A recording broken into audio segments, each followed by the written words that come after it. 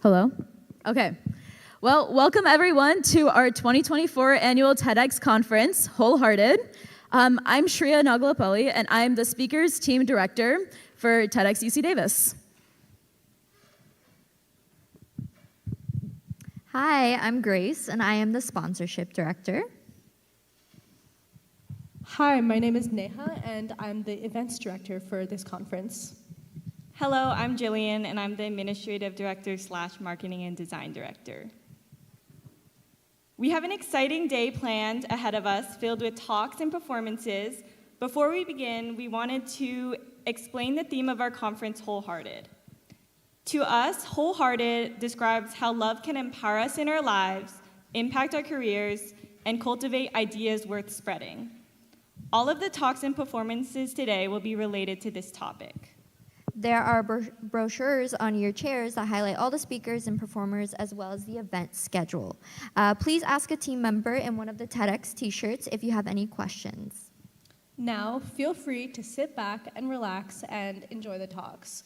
We ask that you silence your phones and during all performances and talks, and also limit your talking when someone is speaking and performing on stage.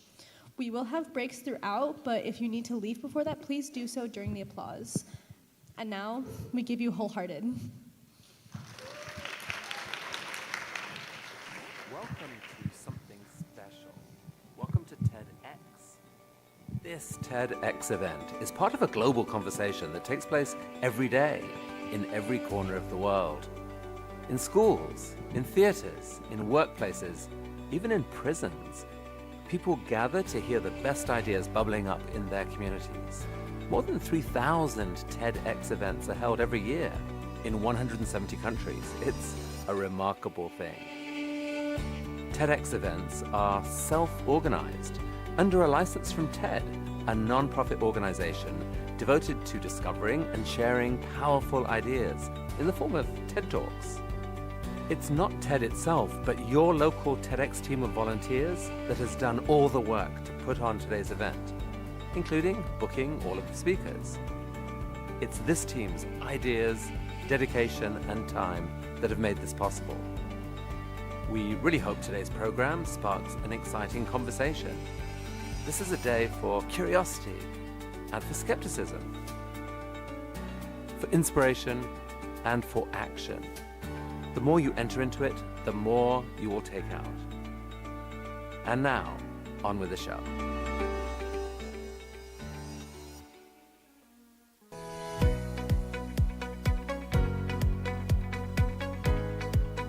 This year's TEDxUCDavis event, Wholehearted, focuses on how love can empower us in our lives, impact our careers, and cultivate ideas worth spreading.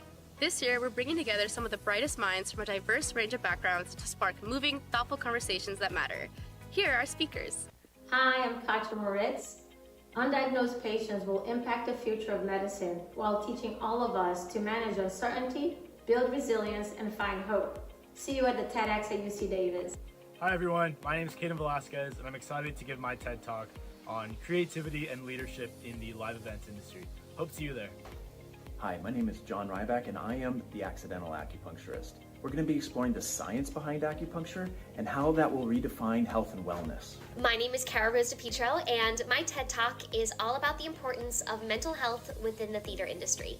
Greetings everybody, my name is Russ Hovey, I'm a professor at UC-Davis, and during my talk I'm going to take you on a world tour to see all of the different ways that mothers feed their babies and produce fascinating different types of milk. Hi, my name is Alyssa, and I am so excited to be talking to you about women's sexuality, the history of the shame that we've experienced, and how much it's impacted our ability to have open conversations in our relationships and sex lives today. My name is Joel Ledford, and I'm a teaching professor in the Department of Plant Biology. I'm going to be talking about the importance of connection in teaching and learning. Not only will you have the opportunity to network with inspiring speakers and like-minded individuals, we'll also have a variety of beautiful performances for you to enjoy.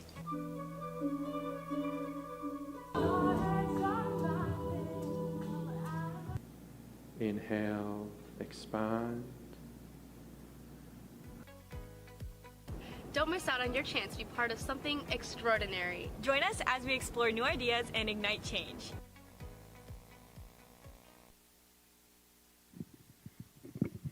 Cool.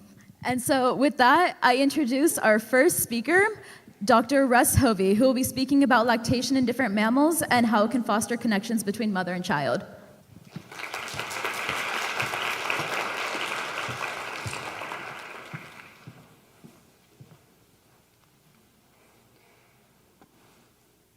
Imagine that you could place a call to Uber Eats right now and have delivered on demand a meal that was going to be cooked to perfection, was the perfect temperature, was freshly prepared, tasted really good, had been developed at an extremely low cost, and was delivered with a smile, a rub on the back, and a big dose of affection.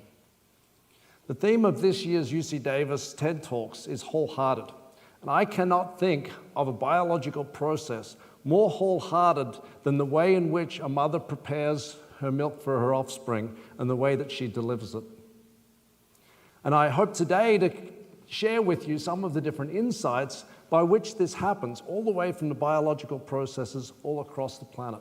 Because mammals, 6,500 different species, have evolved to use this common strategy of lactation and making milk in order to not only ensure that their individual infants survive, but whole species survive.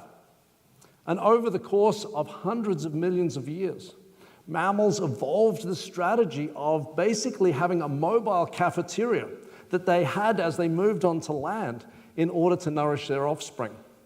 And this is essentially what has led to mammals being as successful as we are. Now, you don't have to be a TikTok influencer with a degree in dietetics to appreciate that milk is the perfect food and hence has to have a whole mixture of different ingredients in which to meet the needs of the infant. And these include water. Now, water is essential for life and, of course, forms the basis of a lot of milks. It's there for hydration, but also, of course, our infants don't even have teeth. And so what better way to deliver the perfect meal than to actually deliver it in liquid form?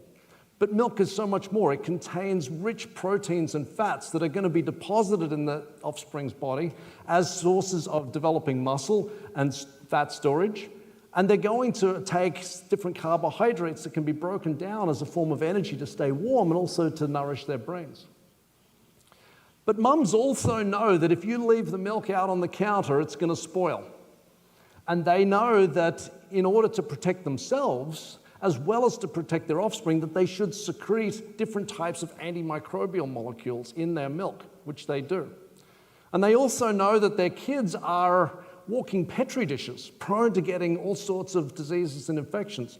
And so mums actually take antibodies from their circulation that they've been forming over their lifespan and accumulating, and they literally package them up into milk and deliver them to their offspring as a dose of immunity to provide their offspring with lifelong protection as they enter into the same environment.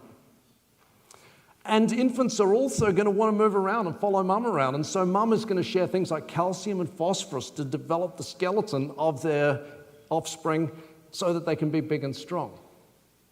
Now, all of this is happening because of the fact that epithelial cells within the specialized mammary gland that evolved from some simple structures such as sweat and scent glands are actually arranged as little clusters that are producing micro droplets of milk. And these cells are like little Amazon factories.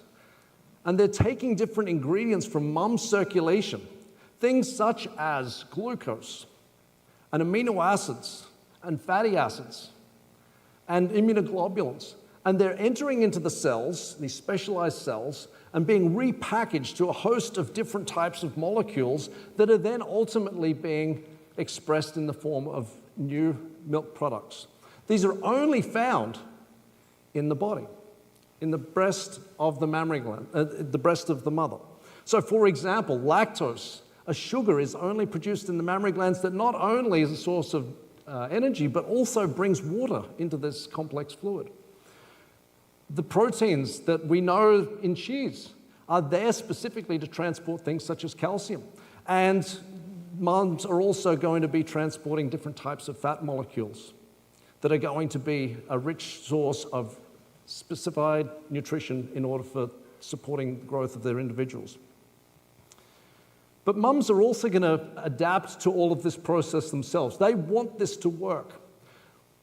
For those of you that have a gallon of milk in the fridge at home that you paid $4 for at the supermarket, it took 500 gallons of blood flowing through a dairy cow's udder to make that gallon of milk.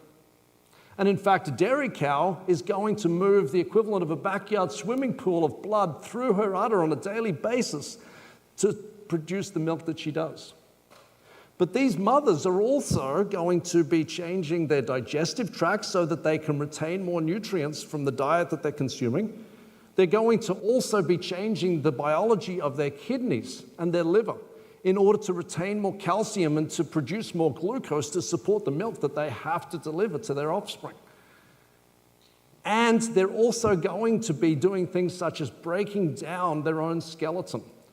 They can lose up to 30% of their calcium stores and mobilize that into milk in order to make sure that their offspring does well and survives.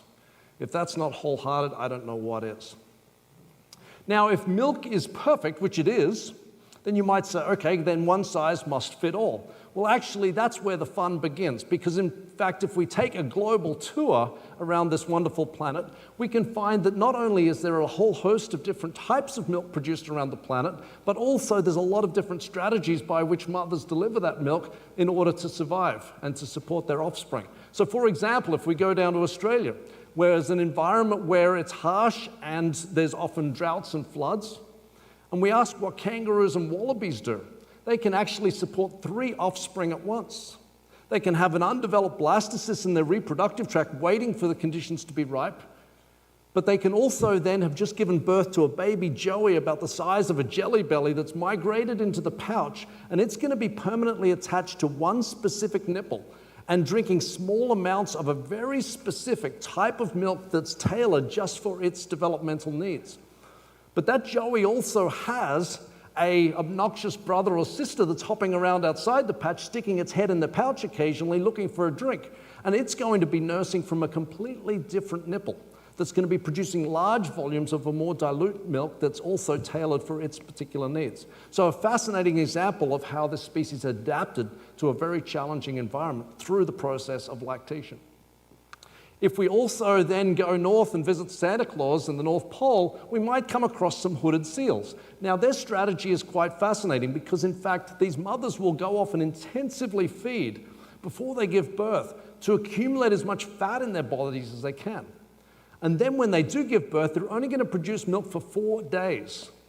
And their pups are going to basically be consuming a milk that's thick and creamy and almost like eating a stick of butter. And they're going to accumulate massive amounts of blubber because, of course, it's cold outside. And this would be equivalent to a 6-year-old human consuming about 100 Big Macs per day.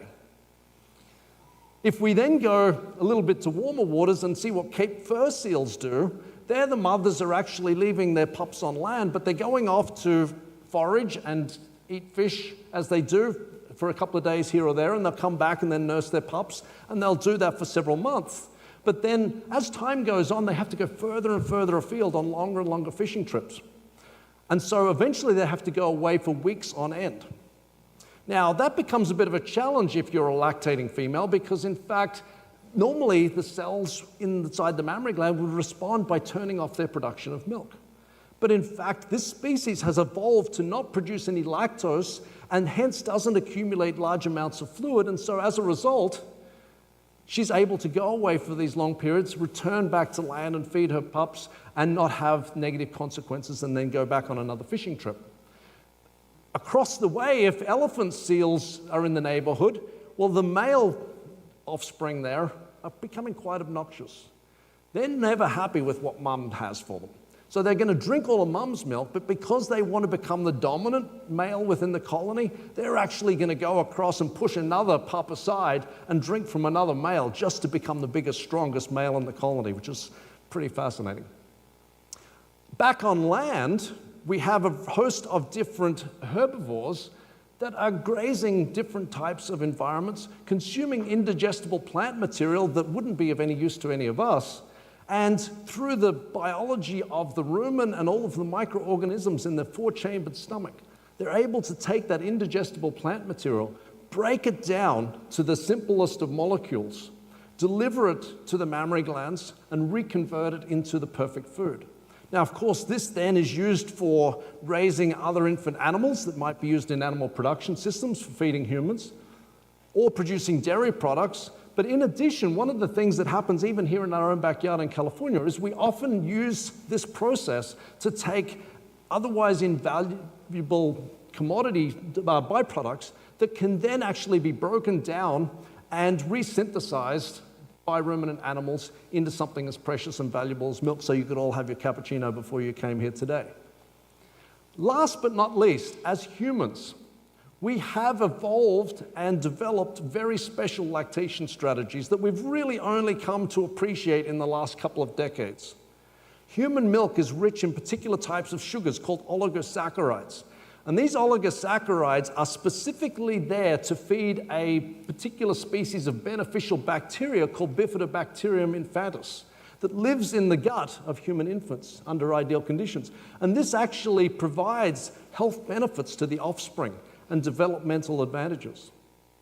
So much so that, in fact, we now appreciate that supplementing a human baby in the neonatal intensive care unit with some human milk during that short spell can actually confer hundreds of thousands of dollars worth of health advantages during that infant's lifetime.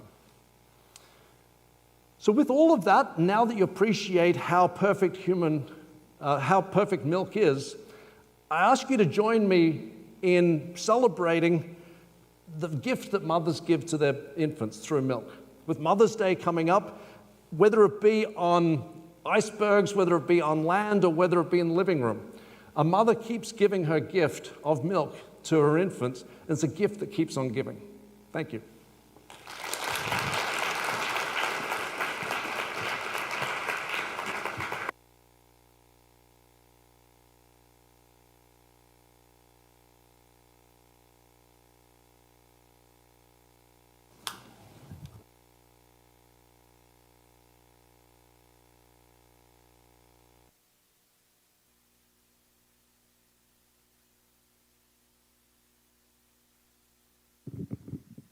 All right, thank you, Dr. Hovey, for your talk. It was very, very inspiring and very educational. Now we will facilitate a Q&A with Dr. Hovey. Can we call him back onto the stage?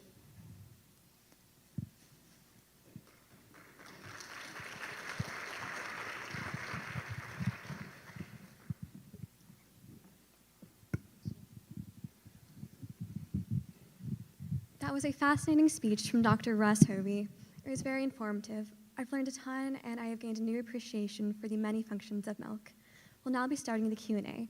For those of you who have questions, please raise your hand high, and a microphone will be provided for you. Right. If someone from events team can please provide her with a microphone. Thank you.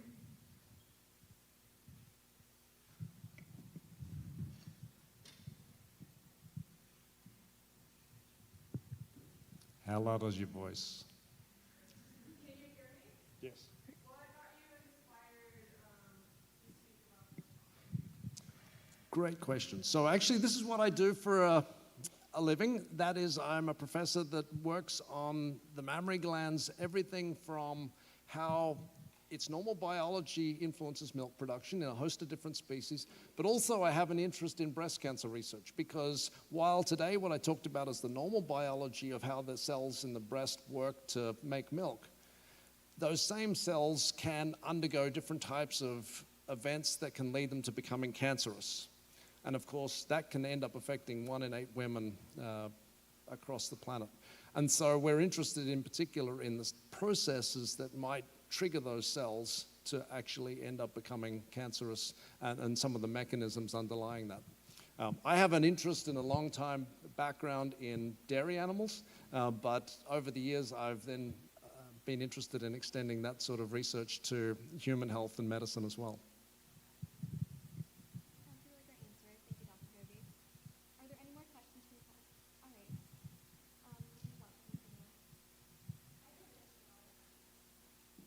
Yeah, I can hear you.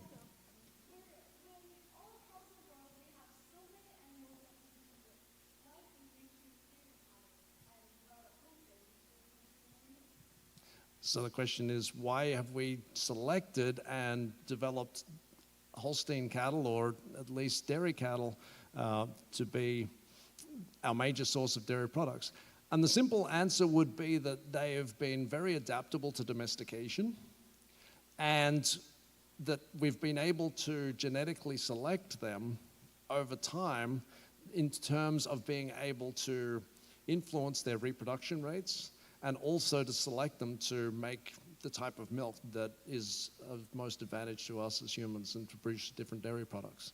Of course, we do have domesticated other species, whether it be sheep or goats as well, but it's definitely the dairy cow and some of the different approaches we use in production has really allowed that to prosper.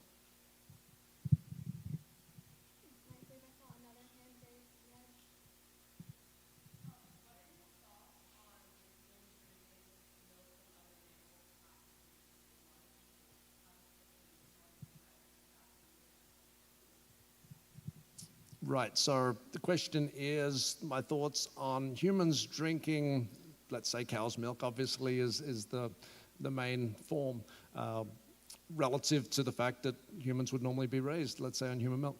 At the end of the day, it's a food source, and that as humans we break down all of the different constituents in milk to the basic building blocks that we can then use for our own muscle development, brain function, the list goes on. And of course, over time, evolutionarily, as humans, many populations have actually evolved to be able to do that. And we know that across the planet in terms of different genetic populations having been evolved to break down, for example, lactose, whereas others can't.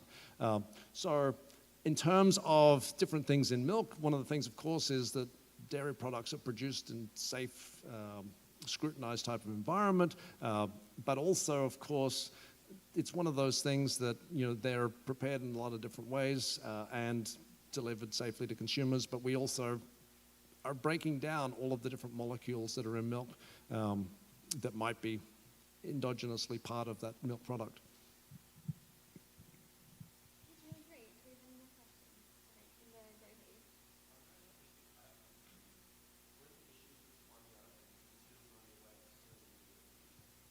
So the question is, what are the issues with infant formula fed to breastfed babies?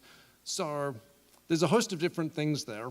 One is that formula has filled a gap where breastfeeding has not either been possible or hasn't been encouraged. And so particularly in the United States, over the last several decades, the rate of breastfeeding dropped dramatically. And it's good news to know that, in fact, the rate of breastfeeding has gone up quite a lot in recent years, which is a positive thing. So there's changes in the workplace and so on that have encouraged that. At the same time, there's also challenges for some women in terms of them being able to produce enough breast milk. And so formula fills a need there, because the fact is that while lactation is a highly evolved and very successful strategy, it doesn't always work for every patient, and in fact some women struggle to make enough milk, so infant formula becomes a necessary part of that balance as well. But there's definitely the need to fill more gaps in terms of helping women breastfeed, whether it be culturally, professionally, and also biologically, to meet some of those needs. Thank you so much, Dr. Hovey, and it's been a fantastic speech and amazing Q&A. Thank you.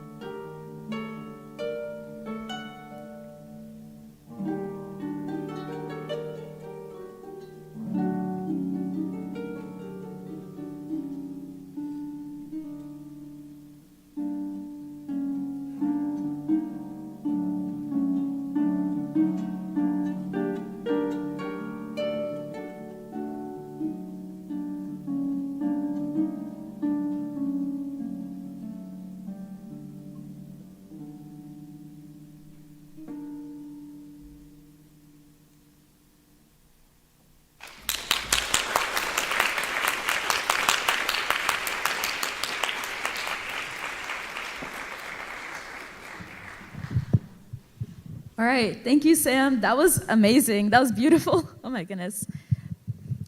All right. And then, cool, I'll give you a second.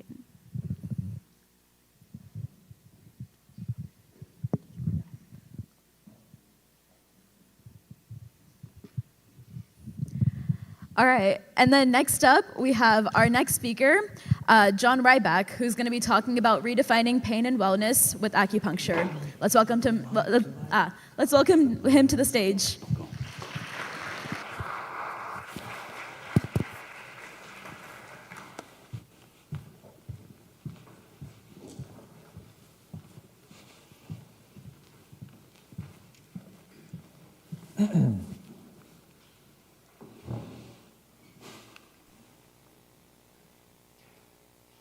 Is pain normal?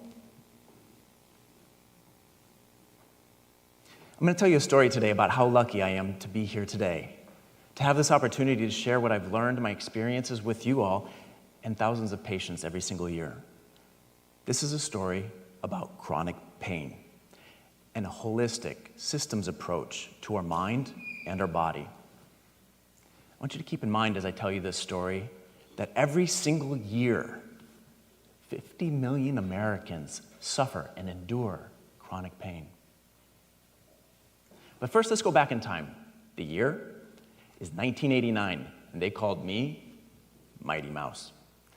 I was just a little guy, and I grew up in a small town, and like most of the boys, I played football. Lucky for me, it was a small town because I would have never made the team anywhere else. I'd get all suited up in those pads. I'd be swimming in them giant helmet. I was basically cannon fodder. Coach Gonzalez would yell, "Go get him!" Oh, I loved it. It was so much fun. But still, sometimes enthusiasm and effort cannot overcome the basic laws of physics. And when a little guy goes running into a fast-moving big guy, bad things can happen. I was only 12 years old, and I was riding in the back of an ambulance. My head was strapped to a backboard. I had a collar around my neck, and I couldn't feel my fingers, and my neck wouldn't move. By the end of the night, the doctor released me, gave me some pills, and sent me home with my parents. I never quit. I played football for 5 more years. Don't recommend that. Every single week, I would go to doctors, chiropractors, physical therapists. My neck pain turned into jaw pain, headaches, back pain, shoulder pain. I couldn't even play basketball with my friends without the feeling of nerve pain, of getting electrocuted every time I moved quickly. I'd go back to the doctors. They'd take x-rays. They'd look at them and go, "I don't see anything here. It's all in your head." Now, from the outside, I looked fine.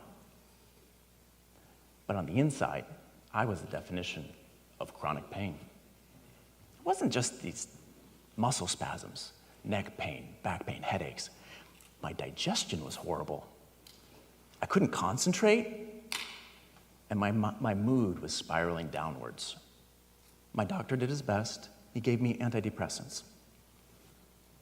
Now you have to understand, by the time I was in my early 20s, I was a research biologist, and I was publishing in multiple scientific journals. And those opportunities catapulted me to research positions in academia. I worked in government agencies and in the private sector. But still, my mom, who's sitting here today, must have sensed that something wasn't right. Now, you got to understand that she's a practical lady, and you're not going to get a lot of fluff or woo-woo out of her. And when she suggested I try acupuncture, you kidding me? Acupuncture's make-believe medicine, placebo at best. And I'd been to the doctor enough to know that I don't like needles. I was a skeptic. I was desperate. Desperation won out. So I went to this acupuncturist, and I remember those treatments distinctly, because not only did I feel better, my neck pain went away, the spasms faded, you get the idea, but other things happened. My digestion improved, my mood improved, I was able to concentrate. Those treatments taught me at a fundamental level that science is not about knowing the answers. Science is a process of asking better and better questions. And I wanted to know what was going on with this acupuncture thing. So I took the next most logical step. I bought a plane ticket to Singapore. Now, I had an opportunity to go meet an acupuncturist there, and he ran a busy clinic, and I could see how acupuncture works seamlessly into people's lives. I took a deep dive. I spent the next 10 years traveling the world, not the kind of gap year I recommend. I spent the next 10 years traveling the world. I got over 80 stamps in my passport. I met experts from many different perspectives and traditions. I read all the books that were available on acupuncture, and at this point I've read thousands of research papers on acupuncture alone. Now, the research is fascinating, but acupuncture, I came back and I noticed that the survey showed that 98% of Americans had never even tried acupuncture. It was completely obvious that acupuncture had a communication problem. Doctors do not get it. Most patients, they don't get it. And to be honest, it does kind of sound scary. My mission became to translate acupuncture. There's plenty of research out there, but nobody was really having a meaningful conversation about it. I wanted to help more people like my friends, my family, and skeptics like me, who otherwise would have never tried acupuncture. See, the research shows that acupuncture doesn't initiate just one change in the body. Research from physicians and scientists from Robert O. Becker, look him up, and Michael Levin at Tufts University shows that our bodies are bioelectric. And research shows that when you interact with the body on that level, there's some really fascinating physiologic changes that can occur. And this is all a basis of ions in our body, positive and negative charges. These are the electrolytes that sports drinks have made so famous. And now when you look at the research, and then you think, well, an acupuncturist uses these tiny needles made of surgical sterilized steel to make physiologic changes. And then you look at the data, you can see that when you read the research, acupuncture sets up a domino effect in the body. And it has been shown that acupuncture can do multiple things. There's a measurable change in endorphin levels that occur in the body with acupuncture treatments. And endorphins help us feel less pain, and it lifts our mood. We've been able to measure changes in how we remodel connective tissue so people can recover from injuries and accidents. A reduction of stress hormones occur with acupuncture. An increase in melatonin levels. It stimulates the immune system, and dopamine levels and serotonin levels are shown to increase. Not only that, but research at Brigham Young University indicates that acupuncture can help people overcome addictions. Neurologists and brain scientists have shown fascinating changes in our nervous system. From our peripheral nervous system out to our fingers and our toes, to our vagus nerve, which is one of the master nerves in our body. And changes in our brain are measurable with acupuncture treatments. The brain has been shown to remap itself with that kind of stimulation. Carpal tunnel syndrome, it helps remodel the brain by using acupuncture points distally on the nervous system. fMRI studies show that our brains get overactive when people are in chronic pain. Acupuncture helps downregulate that. And the parts of our brain that get overactive when people experience emotional trauma and PTSD, those parts also downregulate. But maybe you're wondering, what does this all mean in the real world? Well, Andrew Vickers is an Oxford-trained biostatistician. And he and his team must have been asking the same question because they took the data from over 20,000 individual patients, and they looked at people that had osteoarthritis, neck pain, shoulder pain, back pain, migraine headaches, and tension headaches. Then they took them and divided those 20,000 people up and put the group into standard of care. And standard of care is what 98% of Americans choose or have access to in their health care. And that includes surgeries, pharmaceuticals, and physical therapy. That's one group. Then they compared that group to the acupuncture group. The interesting thing is the acupuncture groups not only got better, but they stayed better longer over time. Acupuncture is used and utilized by the US military, more and more hospitals, addiction recovery centers, professional athletes, and pain management and wellness clinics like ours. There are more and more private health insurance plans that offer acupuncture around the country. You can find acupuncture on Medicare, Medicaid, and the VA. I opened our clinic in Portland, Oregon to help more people by building a team of medical providers that patients and doctors can trust. At this point, we've provided over 25,000 treatments, but still, only a tiny fraction of Americans have utilized acupuncture. In 2022, only 1.7% of Americans even tried acupuncture. Now keep in mind, this is at the same time Americans spend $4.5 trillion on our healthcare. That's with a T, in 1 year alone.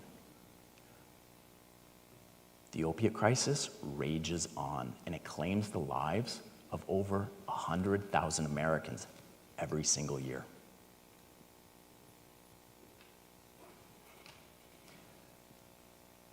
This is a yes and scenario. Yes, we need surgeries, absolutely. Yes, we need pharmaceuticals. Yes, physical therapy is absolutely necessary. And the research shows abundantly clear that acupuncture can help. Acupuncture has been shown to be economical, effective, and patients report an improved quality of life. Not side effects, but added benefits. Kind of interesting. There are a lot of things that are common in the world, but they're not normal. And I know from my personal experience that pain is not normal. And we all have more healthcare choices available to us. As a medical provider, as a scientist, and as a patient myself, I'm here to encourage you all to keep on asking better and better questions. And go find an acupuncturist near you. Find a good one. And integrate acupuncture into your healthcare journey. And as for needles, I'm not scared of them anymore. Thank you.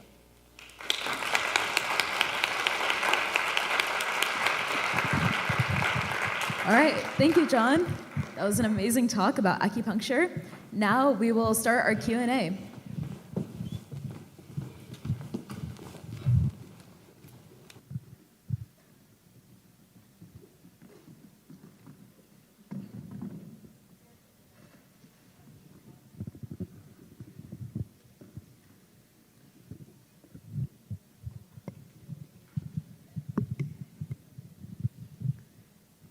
All right, let's welcome John back up to the stage.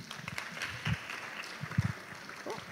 And does anyone have any questions to start us off? Yeah.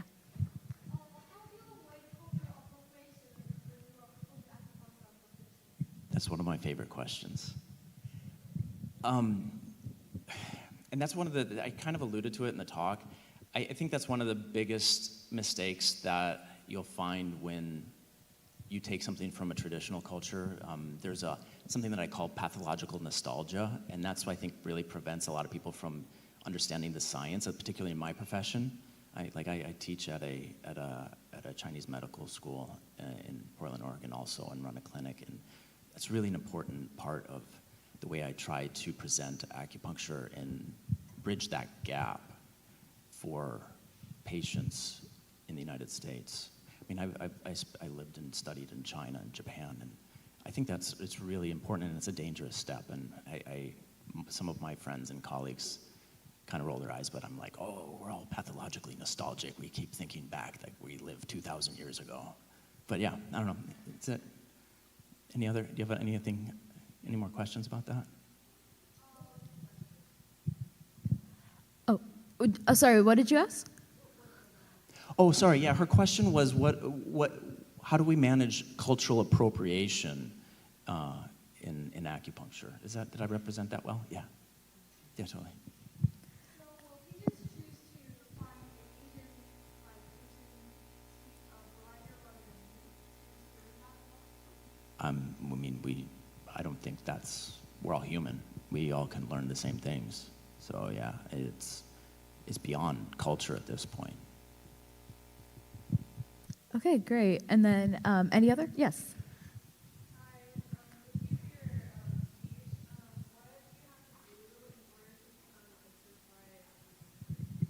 It's a medical school, and the program you can shrink it down to 3 years, but it's typically 4 to 6 years. Now there's a doctorate that's wrapped into it, but when I went to school, the doctorate, and in December I'll finish my doctoral degree because I'm teaching doctors at this point, so I figured I better finish it. But yeah, it's a 4 to 6 year program, specialized. Yeah, there's a lot of different pathways to it, but that's the way to really get the deeper layers of it. And yes, back there.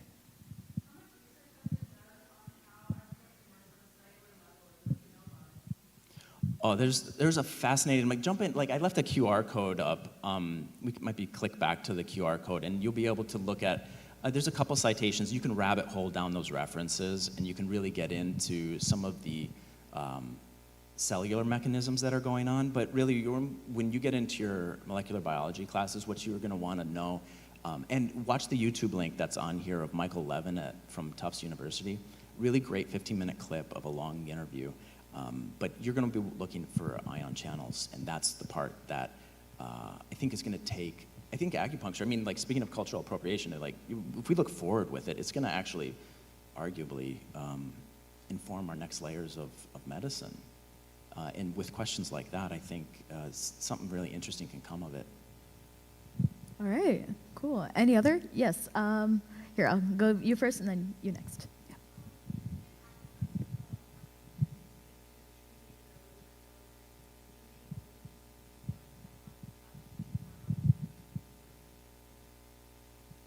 Well, absolutely, it's a great question. A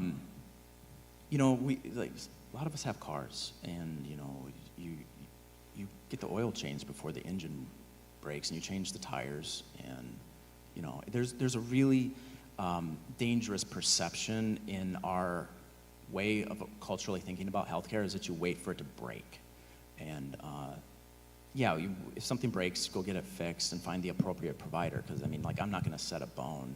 I'm not going to treat an acute infection, but absolutely, I think we all should be doing a lot of self-care. This is wholehearted, and that's really probably one of the messages you're going to get time and time again while you're here today. And then, do you have a question? Not enough. And that's one of the reasons I'm inspired to be here today. Thank you for giving me the opportunity. Is because the communication is just so contentious. I have some friends that are in the hospital systems, and there's an increasing communication that's going on, and it's changing, but it's a little slow, but that's what science is. Honestly, that's kind of the game. Yeah, it's a great answer. All right, I think that's all the time we have for questions for today, but give it up for John again.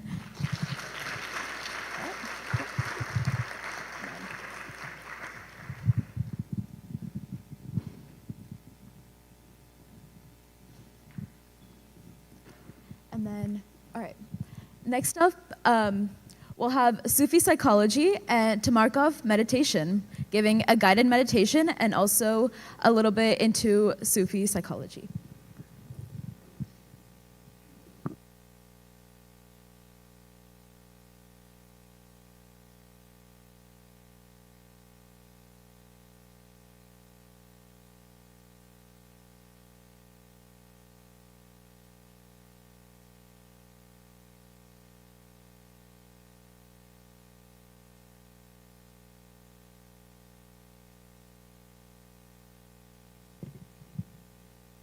Hello, there we go. Hi. Okay, before I get started, I'm going to ask you all to do something if you can. Can everybody just point to themselves? I'm not going to demonstrate it, but just point to yourself. Okay. And then take a look around and see where people are pointing. Right. A lot of people typically, they point to their heart. I mean, we've got a few people pointing to their faces, but usually people point to their heart. Every time we've done this, I think the majority, maybe about 90% of people point to their heart, right? There's something about the heart being the place that we consider our center.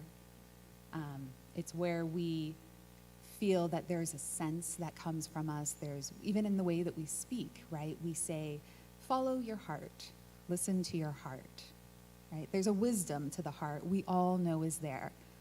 We might not have the tools to be able to measure it right now, but there's definitely a heart sense that we all have. Have any of you guys ever had the experience of like knowing something, knowing you want to do something or you should do something? So like your heart and your head are going head to head, right? Like your brain is saying one thing, but then a heart says something else, right? So there's something to be said about the heart. There's something to be said about what it offers, what it tells us, the knowledge it has. Ancient traditions, faiths, they all talk about the heart, the light in the heart, the wisdom of the heart, right? Modern day science, we're still trying to catch up. We don't have the tools yet to figure out what is it about the heart, but there's something that as human beings we know. Now, I am a clinical psychologist, and I'm trained to work with the brain, the mind, and the behavior. I'm trained in the biopsychosocial aspect of human beings. That's what we do in psychology. But I'll tell you this, the more I work with patients, the more I have opportunities to sit there with them as they tell me their most personal and intimate thoughts, feelings, their emotions, how they move through life, the more and more I am convinced there is something more than the brain at play. There's the heart. So typically Western psychology has the brain, the way we view the body, the human being, is that the brain makes the decisions, and then it leads the heart and the body to do what it must. Sufi psychology, we kind of change the hierarchy there. We have the guidance coming from the heart, which then leads the brain, and then the brain guides everything, right? Sufi psychology, for those of you who aren't familiar with it, it's a practice where we take the principles of Sufism, which is a practice in a discipline in self-knowledge, and we bring it into the field of psychology so that people aren't simply your thoughts, your emotions, your behaviors, but that there's more to you. There's an aspect of you that knows, that guides, that has wisdom, love, and hope, compassion. We bring that more into the field of psychology. I have worked with patients who, on all levels, they are hopeless. Their thoughts are hopeless. They are in situations there's no way that they can get out of it. And yet there's a part of them that pushes them to move forward, to continue on. And we've all been there where we've had moments where I don't know where the inspiration comes or the drive comes to push forward, but we do. I've seen people whose minds are completely hopeless, but there's a deep hope with them that seems to come from somewhere else. So there is more. If any of you are artists and you're creatives, you have this moment of inspiration that pops out and you have no idea where it comes from. That's the heart. So Sufi psychology is a practice in bringing the heart back into the field of psychology. One of the methods of Sufi psychology, is what you guys are going to experience today, is the Tamarkoz method. Tamarkoz is known as the art of self-knowledge through concentration and meditation. This is a meditative practice. As you know, all meditative practices have stemmed from a spiritual tradition somewhere. This one stems from the Sufi tradition. And through this practice, as well as Sufi psychology, when we do those aspects, the goal is for everybody to know the reality of themselves, to really know and understand not only how they operate, their mind, their thoughts, their behaviors, but also that deeper, more innate part of us. Now, we teach Tamarkoz classes, what you're going to experience right now, is being taught at multiple universities as for credit. And we're even using them in hospitals. Right now, we're in over 360 hospitals in 50 states, 4 countries. We use them with healthcare workers. And in fact, today, this is actually kind of exciting, today is the anniversary of the Caring for Our Caregivers initiative. This was an initiative where it began in April 13th, 2020, during COVID, where we started using this practice with healthcare workers in hospitals. Because, as you know, during COVID, there was so much stress, everything was on their shoulders. This was a way for them to get reprieve. When you have a point inside of you that you can focus on, you are less likely to be shaken by the things that go on around you, right? Like take anxiety, for example. If any of you have anxiety, students around now probably, the more you're focused outside of you on all the things that could happen and go wrong, right? The more scared you are, nervous you are, worried you are. But when you begin to shift your focus to a point within, to a part of yourself that you know who you are, you're less worried about what can happen because there's a sense that I'm pretty scrappy. I know I can get through. I'll figure it out, right? The shift turns inward. So I'm very excited to share this method with you. The Tamarkoz method, which you guys are going to experience, it has been shown to decrease perceived stress and increase positive emotions in times of high stress. This was an amazing study that Dr. Naseem Bahadurani, she's actually one of the facilitators today, she conducted this study and it was published in Nature magazine. But that's why it was used with healthcare workers, to be able to, they're in times of high stress, so they need something that can give them reprieve and shift their focus. So I'm going to leave you with a quote. This quote is by Professor Nader Anrab, and he says, "In awe and silence, in solitude of heart, are mysteries revealed to the sincere heart."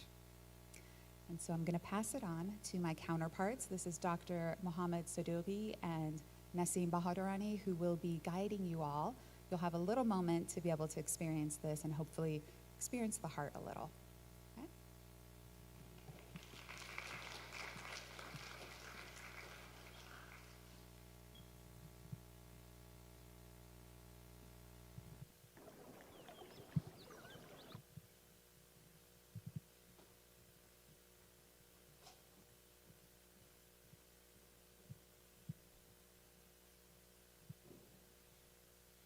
Hello, we're delighted to be here with you today. Thank you for having us.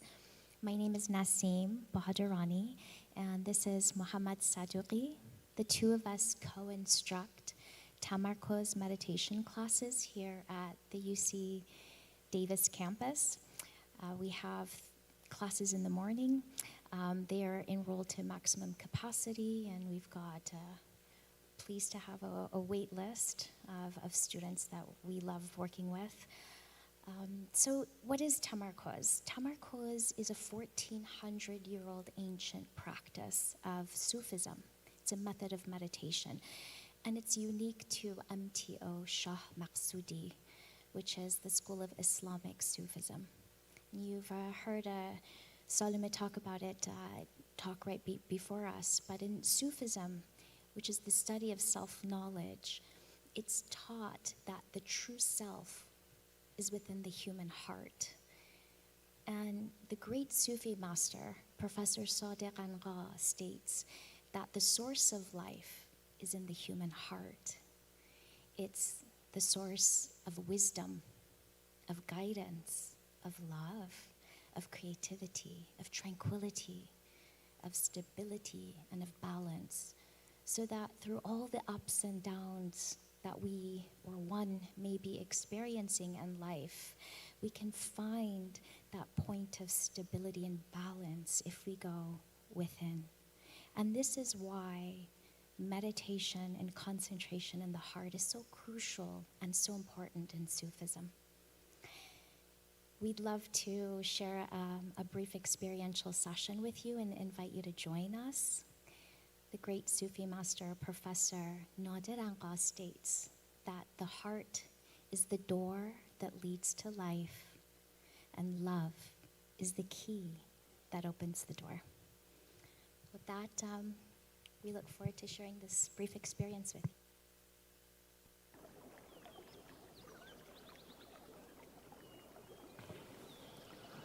All right. Hello, everybody. So I invite you all to stand if you're comfortable. And then just kind of be aware of your surrounding as well too, so we don't hit anything, and you just have that awareness. And if you're kind of close to one another, you can stagger yourself a little bit. And so just be comfortable.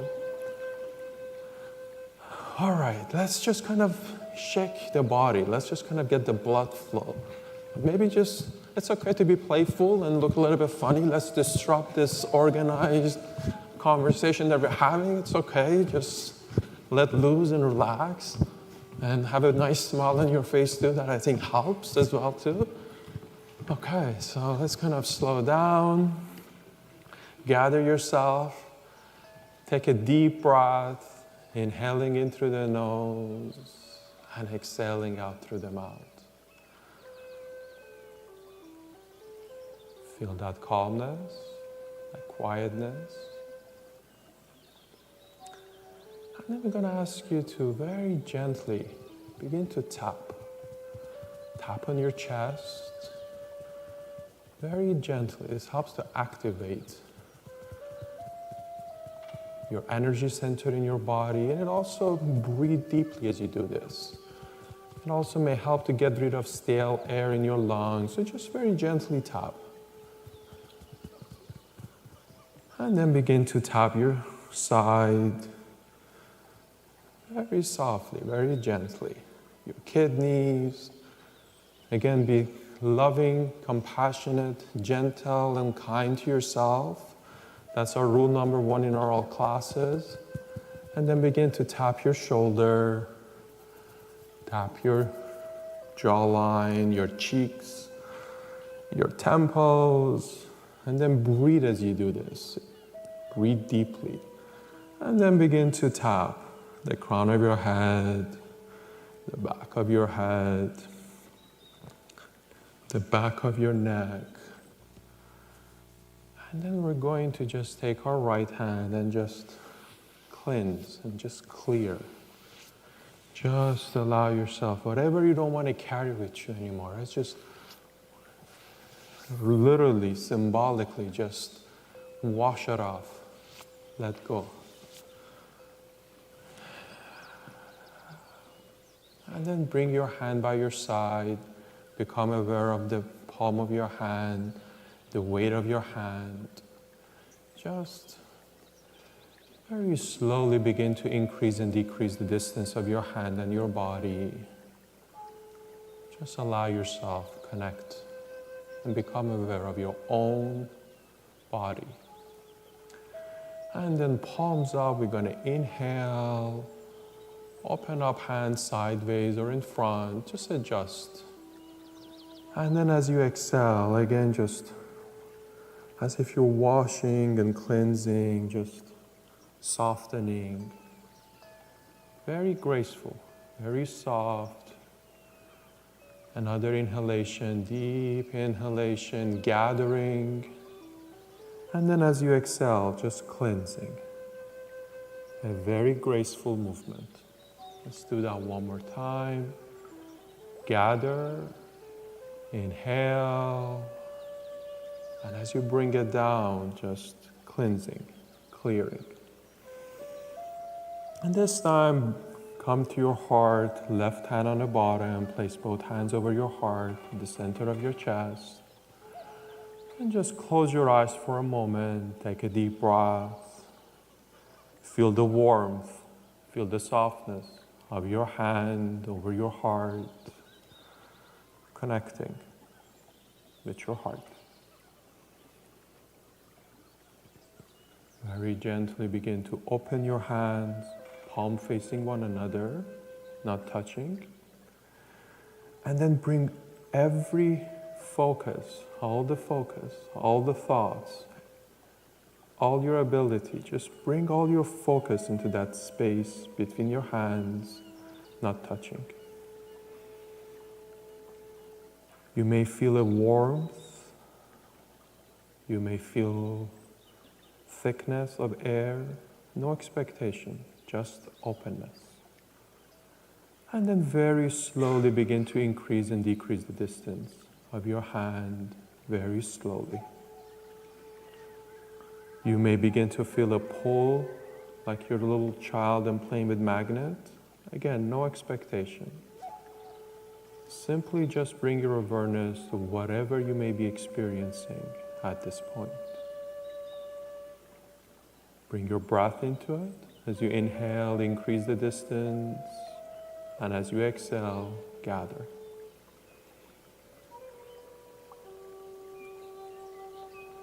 Eventually, at your own pace, you want to go shoulder width apart, very slowly.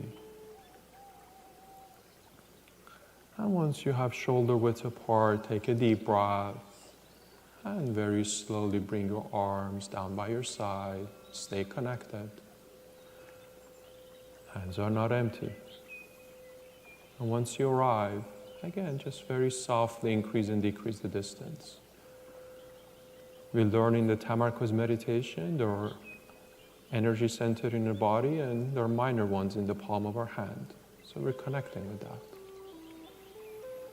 What do you do the first when you meet someone? We shake their hand. Children, they get calm when they hold their parents' hand. Couples, they hold hands. There's something special about your hands. And then bring your hand in front of you. Let's gather ourselves and we're going to transition to our takbir muwazana. Inhale, expand, shoulder height, pause. And then we're going to bend our elbows, hands around the ears. This is the takbir stance. And then take your hands over the crown of your head, left hand on the bottom, hands are not touching. And as you're not touching the crown of your head. And then just explore. See if you can connect with the energy center in the crown of your head. You may feel a warmth. You may find a spot that is especially warm. And that's the soft spot when the baby is born. Just with curiosity, no expectation. Explore. And then let's go ahead, take the hand all the way to the back of the crown of your head and begin to wash and cleanse with the warmth of your hand, the crown of your head, the forehead, your face. Feel that warmth, feel that energy. Your throat, your thymus, and then just bring your hand once more to your heart. Let's take a moment. Very slowly bring your hand down by your side, and let's do this once more, that we know the movement, we can do it with more concentration. Let's reconnect, increasing and decreasing the distance of your hand and your body. Bring the hand in front, exhale any remaining air, and as you inhale, expand, bend your elbows, hand around ears, and as you exhale, begin with curiosity. Just explore. Ups, down, left, right. See if you can find that point of connection. It's there.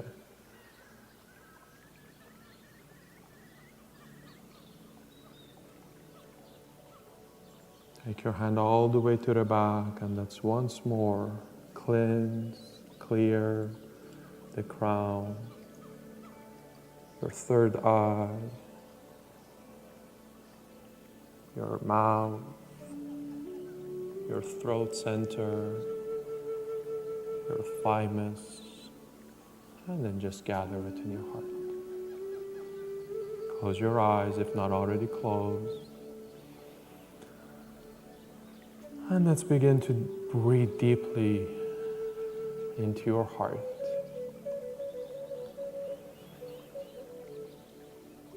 Allowing that warmth, that tenderness within your heart expand. Allow that love, that light within your heart with every heartbeat to expand. Let it touch every single cell in your body, filled with light, filled with love.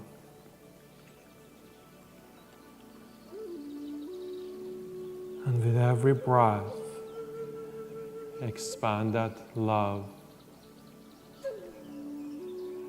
Let's fill this room with that love, enveloping our community.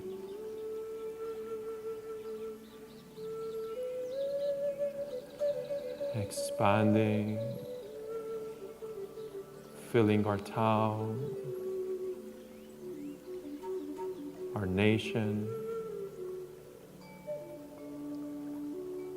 Let that love expand across the globe.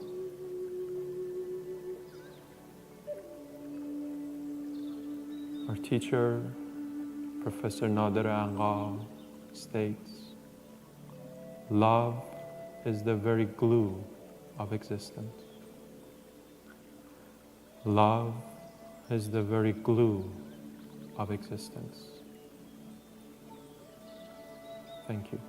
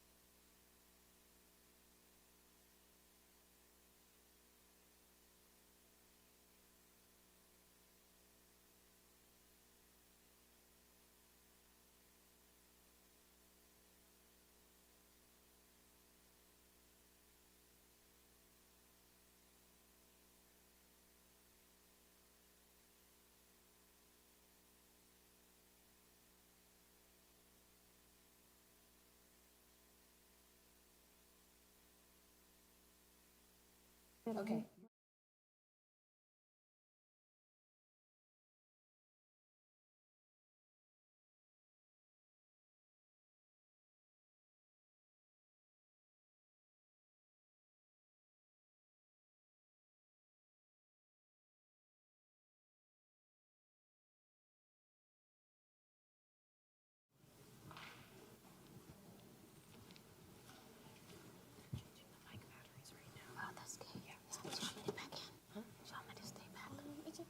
She's gonna call you out and make it like obvious. Okay.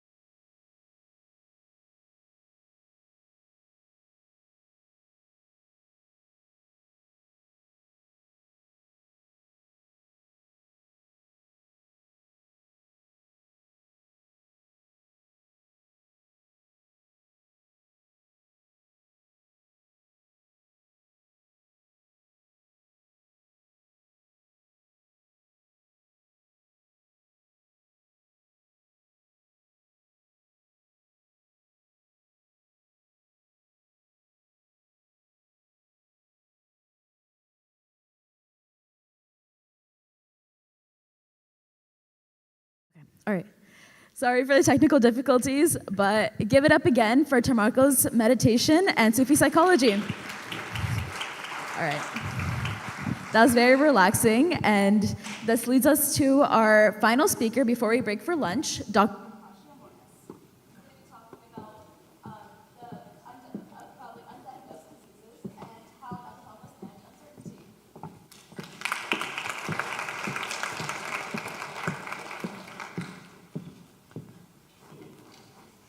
Can you guys hear me? Mic is working.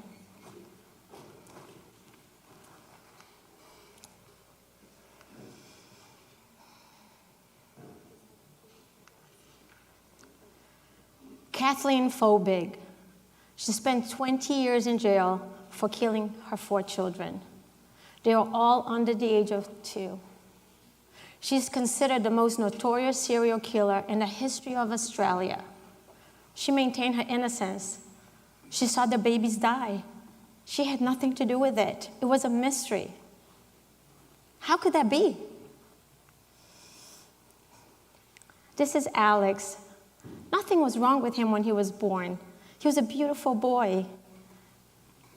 But as time went on, he started to, at 3 years old, started to slur his words. He started to fall. And he developed all kinds of symptoms. His parents were very worried about him. They didn't know what to do. But they couldn't find what was wrong with him. They took him everywhere. But nothing was happening. And he was developing more and more and more symptoms. They couldn't find a diagnosis for Alex.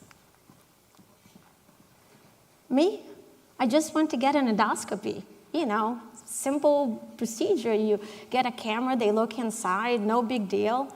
I thought I was going to go back to work a few hours later. I closed my eyes, 3, 2, 1. Wow, that sleep they put you in is delicious. But when I woke up, something was so wrong with me. I felt like an elephant was sitting on my chest, and he wouldn't get up. I felt crushed. I felt sicker than I ever felt before. I thought, I'll talk to the doctor. He'll say, oh, that happens, I've seen this before. I'll give you some medicine, you get some rest, and you're going to be all good. The doctor didn't know what it was. He didn't know what I had. He couldn't help me. I went from that doctor to another doctor, to every specialist. I went to every facility, 6 states, every medical hospital, every medical center. I saw the best doctors, and no one could tell me what was wrong with me. No matter how much I tried, nothing happened. Weeks turned into months, and months turned into years, and I couldn't find what was wrong with me. I thought that to have a diagnosis was a right, not a privilege. I could never imagine that there were people out there that were actually sick. They were sick, they were dying, they were having all the symptoms, but no one could explain what they had. And I couldn't understand because I never thought about that before. What I realized, that is an invisible group of people. They're all over. They're all over us. They are undiagnosed.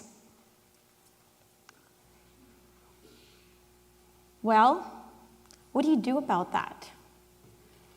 I became a patient, but I'm also a doctor. As a board-certified psychologist, I diagnose and treat the most complex cases.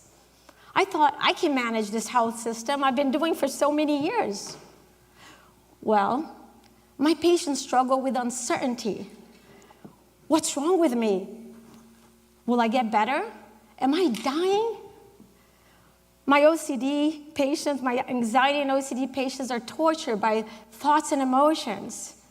Now, I had to learn the lesson that I've been teaching them for so many years. What's wrong with me? Will I get better? Am I dying? Wow. Managing uncertainty is something that I was really needing some help. And I needed tools, the same tools I've been teaching them. I realized that being a psychologist did not make me a better patient. but being a patient made me a better psychologist. So I thought, I am telling myself, why? Why is this happening to me? Why is this happening to these people? And I realized that when you don't have control over the situation, although why is a very important question, why is not a question right here? It's not a good question. It's going to paralyze us. So I thought, well, what do we need to do? I recognize I've been doing this for a long time, so I thought we need a pause in our narrative. We need to focus not on the why, because that we can't control. Why are we sick? Why is this happening to me? But a pause, comma, and. Why it's happening to me, I don't know. I don't know why it's happening to me, and I'm not going to be able to find out. But if I focus on the comma, and, the next side, it's not that I'm avoiding what I'm thinking, is what my shift in focus is going to be, right? And so when I focus on the comma, and, I think of control. What can I do to control? When I think of the comma, and, I think about what I can do. When I think of the comma, and, it's going to be the choices that I make. The choices that I make to move forward, regardless of what's happening. Sometimes what's happening is pretty big, and your comma and has to be really small because you're very sick. But we all manage uncertainty, and we all manage this in the same way. So comma and is not only for the people who are struggling with the big thing, it's for all of us, right? Will I get promoted? Will you like me? Is this talk going well? Comma, and first 6 minutes, maybe I bombed it, but I have 6 more to go, right? I can save myself. So the comma and is what we're going to do next. Well, Kathleen spent 20 years in jail for a crime that she did not commit. Kathleen actually was innocent. Her children, because there was a crime, they were able to save the DNA, and they found out that her children had a rare and fatal genetic disorder that killed them. I imagine Kathleen in the jail cell thinking, why me? Why do nobody believe me? Why is this happening to me? And I imagine that Kathleen, comma, and, became to find out what happened to her children and to be able to prove that she was innocent. Her babies actually were undiagnosed. Oh, hold on. So Alex, he actually, after 10 years, got a diagnosis. He was diagnosed with a newly discovered disease. When Alex was diagnosed, we were very excited because there was an answer. His family's comma end was to make his life as adventurous as possible.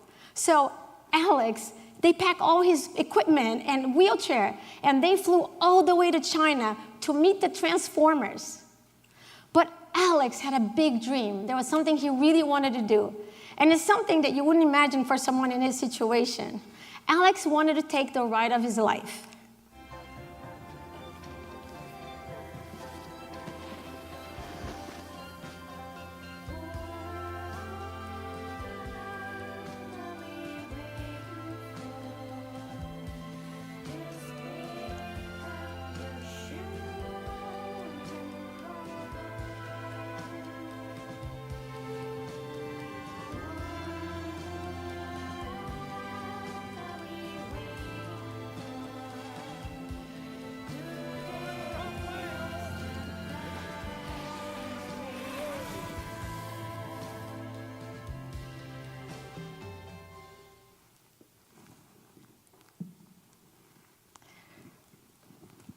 Me? It's been 14 years since I had that colonoscopy, and I'm doing better, much better. My comma and is happening here, right now with you. I want the world to know there are millions of people that are undiagnosed, and their information is very, very precious. It would allow us to new discoveries. It really is the future of medicine. But there is no mandatory protocol to collect that information, so in the future, we can make new discoveries.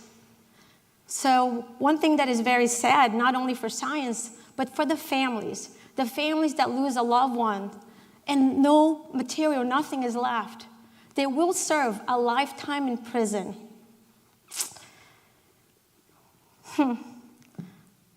I know Alex really, really well.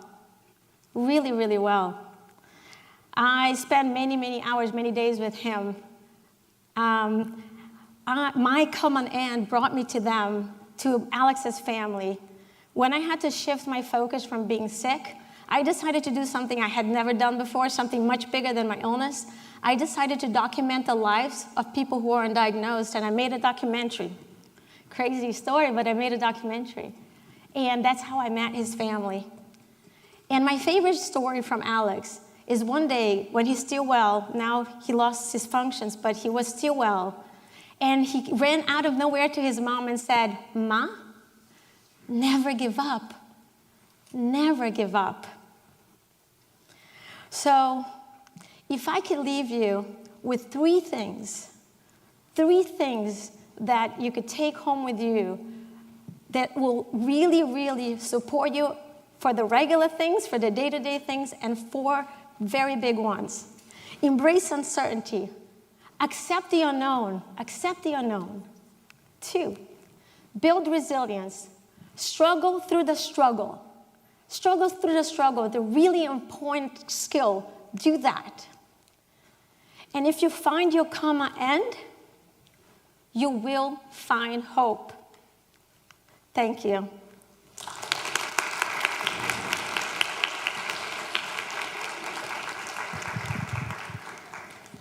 All right, thank you, Dr. Moritz. That was a very inspiring talk. Now we will facilitate a Q&A.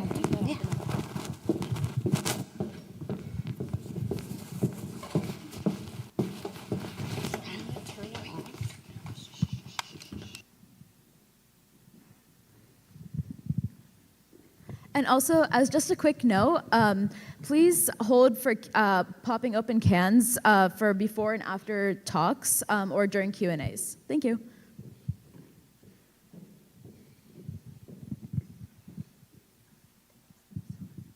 Great. Okay. Where do you want to sit? You can go ahead and sit right there, yeah.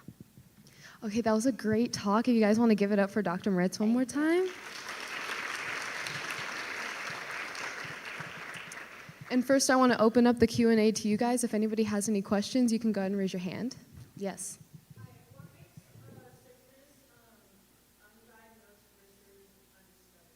Okay, so the question was, what makes a sickness undiagnosed versus discovered?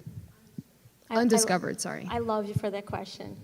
So, there's no criteria for when a person becomes undiagnosed, so they don't know where they belong. So it's hard to go around saying, I have an undiscovered condition. It doesn't give you an identity or who you are. And the goal is to actually classify undiagnosed as a diagnosis. So while you are in the diagnostic odyssey, you actually can have a community, you can join other people, call yourself something that makes sense to people when you are undiagnosed. And it's really an important part of this, because how do we count how many people? There are millions of people. Right? I can explain to you how we got to that number, but we can't count them because no one knows who they are. They are really an invisible group of people. But you think about it, you know someone knows someone. Even in this audience, there may be someone who's undiagnosed, someone who's struggling with small medical conditions or very serious medical conditions, but they don't know what it is, and they don't have a label for them. So the goal is really to give them an identity, a name. So our goal is to go through ICD-11, which is the new book that has all your diagnostic criteria, and we are hoping to add the word, a diagnostic criteria for undiagnosed. So because if you're only searching, you're not a group. You're not the group of the searchers. Does that make sense? So undiagnosed is the label. So the undiagnosed disease program at the NIH, there are small programs that are trying to identify those patients. And they are, like I said, very important to be identified. Thank you. Thank you. Any more questions? Yeah. Yes.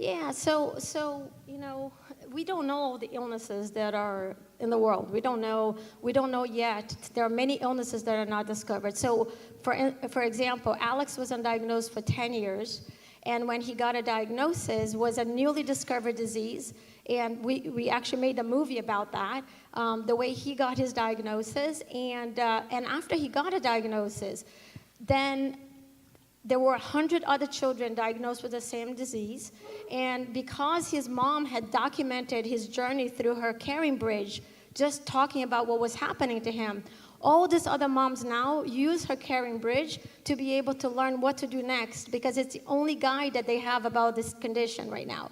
So the importance of finding a diagnosis allows you to communicate, build community, help each other. It allows you to push the future of medicine and get new medicines and new discoveries. So they are trying to find medicines for him and the other cohort of patients. We don't have yet something that helps them, but Alex turned 18, and for his condition, he is doing quite well. Actually, he's taking a college class where he moves his eyes to make his own music. So he is doing what his family wants him to do. He lives a normal kid's life.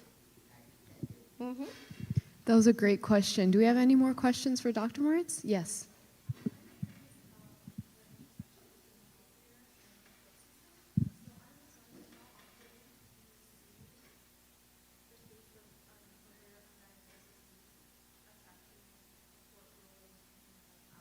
Okay, so the question was, how often does Dr. Moritz see undiagnoses affect like court cases? That's the question? Okay.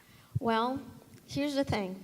20 years ago, there was no conversation about undiagnosed patients. So the undiagnosed, noticing that people are actually not having a diagnosis is something that is still not common to the language of medicine. So, if you go to a doctor and say, I'm undiagnosed, they're gonna say, what do you mean? Oh, did you not look enough? Did you not go here and there?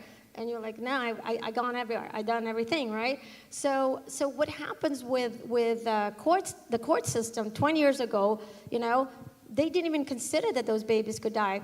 One, they would say, it could be SIDS. Two, it could be maybe they both got SIDS. The third and the fourth, you're going to be committed.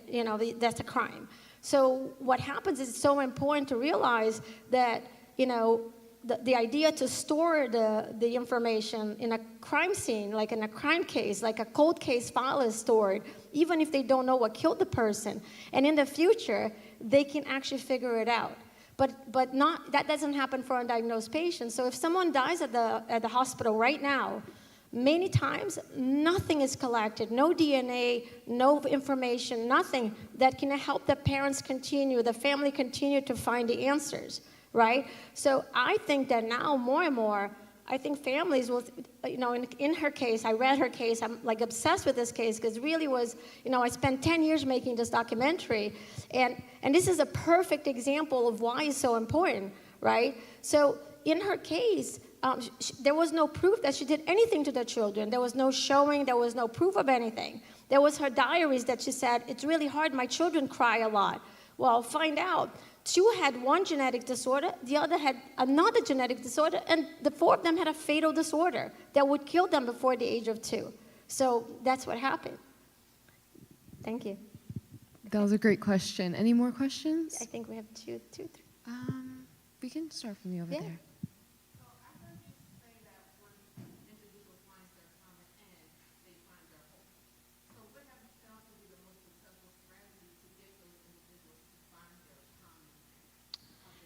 That's a great question. So, the comma end is a great cognitive behavioral strategy that we use, and it's really helped me hold on to this process, right? And so, everybody has a different karma end. So what it is that you can't control this, you can't control that. You don't know why this is happening. You may never know why. Some people, don't even get a diagnosis. For me, I got a partial diagnosis. I know that I don't have a terrible disease, which is amazing, and I'm so grateful for that. But I don't have a clear understanding of what happened to me and why it happened to me, right? So the karma end becomes, yes, this is happening to me. I'm going to take a pause, karma, and I'm going to do something crazy. I'm going to make this movie. I'm going to tell their stories. Or karma and Alex is going to go travel, and it's the most beautiful thing. When you meet an undiagnosed family, you realize that those guys are doing everything to live their lives. They are managing uncertainty at the highest level, and they lean on this concept of like, okay, well, yeah, I don't know what it is, karma, and I'm going to go and do all these things that I can do. And sometimes the small thing, like Alex. Alex lays in his bed and composes music with his eyes. Great music, by the way, right? He does great things. But finding the karma end is not for the big things, the uncertainties. There's so many uncertainties. Can I give you guys an example, a good uncertainty? So yesterday, when I came and present here, I forgot half of my presentation, right? So I was like, oh, this is bad. I stopped and I couldn't remember. And I thought to myself, oh my God, why did that happen? Oh my God, I'm not going to be able to do this. And then I thought about the same skills that I was trying to teach everyone here. I said, yes, I don't know why it happened, karma, and I'm going to go there and I'm going to talk. If it is good, it's good. If it's not good, it's not, right? And I'm going to lean on that uncertainty. I don't know if it's going to be good. I have to go through the battle. I'm going to try to stay strong and deal with that. I'm going to muscle through it. No matter what happens, I'm not walking off the stage. And that's how I found hope to come back. I actually talked myself step by step to be able to be back and say, okay, well, it happened. Go again. Struggle through the struggle. So I struggled through the struggle. And that's something that we could do with small things or with the biggest things in life. What we can't control, we can't stay with it. We have to move on. We have to try to focus on the things we can control. That was a great answer. Do we have any more questions? Yes.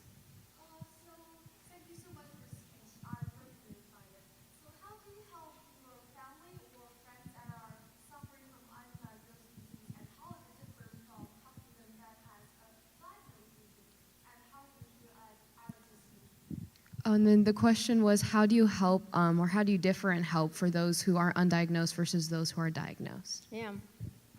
So first, patients who are undiagnosed are very often invalidated. People think that either it's in your head, which is a terrible thing, by the way. That's what I do.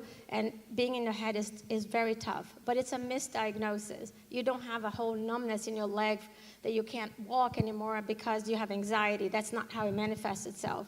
So they feel very invalidated. They feel like they don't have any direction, and doctors really struggle to support them. Medicine is made to give you answers, right? And when you don't have an answer, it's really difficult to manage your patient because you feel like, oh, I don't know this. And it's not a negative. It's true. There are some things we don't know. We should be curious about that. So managing undiagnosed patients is very different because they don't know if the medicine they're taking is hurting or helping. They don't know how to make any medical decisions. And often they feel very alone, very alone. And so the goal of having an undiagnosed community, right? Alex's mom started a support group for undiagnosed families. And even after Alex got a diagnosis, she continues to run this undiagnosed group in San Diego because she is helping other families. She understands what it is to be undiagnosed for so long. So the idea is it's very different to manage.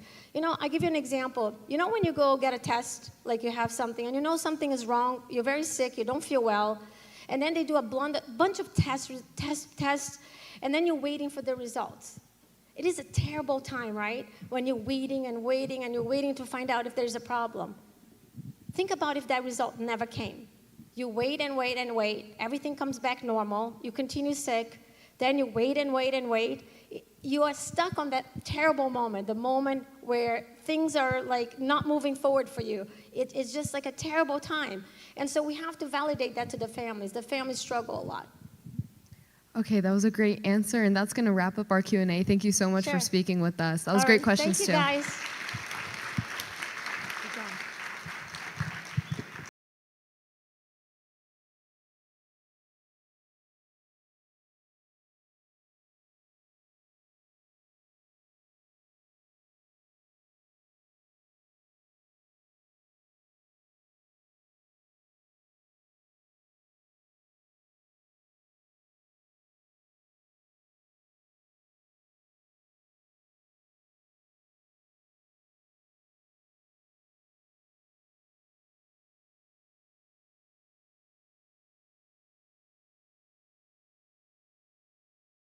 Professor here at UC Davis, and he'll be talking about connection to learning in STEM education.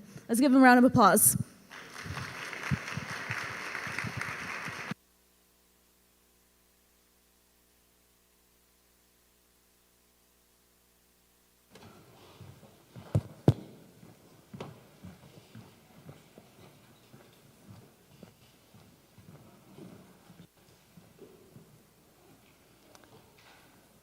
Can you think back to that one teacher that made a difference? Yeah. Thank you. When I ask my colleagues this question in education, they can often think back and pinpoint one specific person in their past. What was their name? What did they teach? And why did they inspire you? Given the interaction from the audience, if you know a person that you can remember, turn to somebody next to you and tell them about that person. Talk to each other for a moment, please.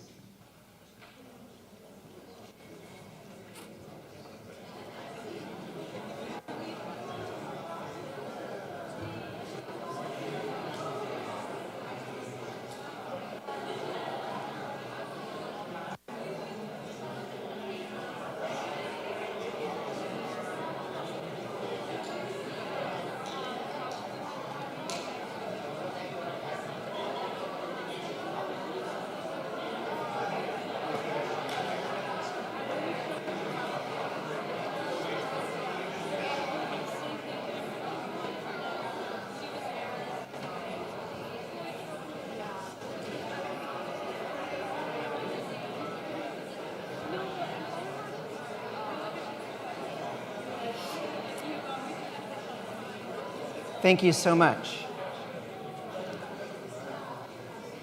So I'll just point out a couple of things real quick. And one of the things is that sound that you hear of people talking to one another is pretty reflective of what I'm always aiming for in my classroom. So thank you very much for that. What I remember most about my French teacher, Madame Ljubicich, was one day when I was really cold, she loaned me her jacket. And it might not seem like such a big deal, but it was this simple act of wholehearted care that she showed me that made all the difference. We learned a lot of French through song and play, but fundamentally, it was the connection and care that we shared that led me to be more successful in French class. Later on, as a beginning middle school science teacher, I learned the importance of connection between teacher and student. During these years, I taught physical science, which had an astronomy part of the class. And we learned a lot about planets and stars and galaxies in class. We even built scale models of the solar system. But I always thought it was sad that my students didn't have a chance to go outside and wonder at the stars. So with some help from parents that were involved in a local astronomy club, and some special funding from our school district, we were able to purchase a telescope and build an astronomy club. And once we had that astronomy club, I had to convince parents to come out at night in an under-resourced school for a star party. But I was able to do this, and once they were there, I got a chance to see the importance of connection between student, teacher, and now parent. And the end result was pretty spectacular. My students learned more. They were better behaved, which is a tall order for a middle school kid. And some of them even went on to pursue a STEM degree. And I'll never forget my very first day teaching at UC Davis when one of my former middle school students ran up to me and said, "You again?" I can't really overemphasize how important those connections were to making me a better teacher. And so it's not really a new idea that teachers have a remarkable ability to shape our lives, both positively and sometimes negatively. So I didn't ask you this in the beginning, but I'll bet many of us could think back to a teacher that said or did something that was especially hurtful and has stuck with us. Someone very close to me, now in their late 70s, still remembers being told to put his teeth away when all he was doing was smiling at his teacher. How can someone, especially a child, be engaged in their learning if something like this happens? So, as a teacher of introductory biology, I am especially mindful that I am likely one of the first professors that students will have a chance to interact with. And those first impressions really matter. Research has shown that success in these introductory or gateway classes is especially important to persistence, especially for first-generation college students. So a perpetual question in my teaching is, how do I build meaningful connections with my students so that they can become better learners and I can be a better teacher? And especially in the large enrollment classes that I teach, where a single class can have over 1,000 students, how can I possibly do this at scale? Lastly, as a teacher whose formative years were spent working in under-resourced schools, can I find and actively work with the students that need this the most? One of the best compliments I ever got in my teaching was from a colleague who came and observed me here in California Hall. And he told me that I made this room feel small. And so he wanted to know what the secret was. And I don't really have many teaching secrets, but there's a few things that I can impart. And this will probably give the camera people a little bit of a heart attack. But the first thing I will tell you that I do is I let go of control, and especially of this idea of a sage on the stage, right? So I don't teach from up here. This is not the area where I spend my time. Most of my time is spent walking around the floor, trying to be genuinely present to as many students as possible. And I hope you can kind of feel the difference. I'm no longer up there as this person that's sort of untouchable. I'm down here.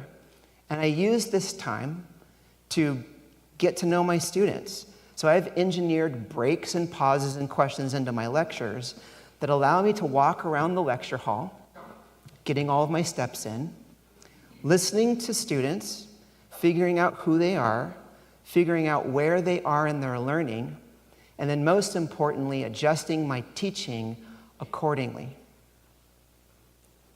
So over the past 10 years or so, there's been a lot of emphasis on the importance of active learning in higher education. And I don't disagree. Active learning techniques are something that I use frequently in all of my teaching.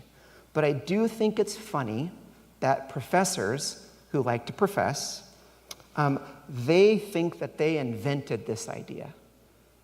And let me tell you, as a former middle school science teacher, if you have a science classroom with 38 13-year-olds 5 times per day over the week for 9 months, you have a totally different name for active learning.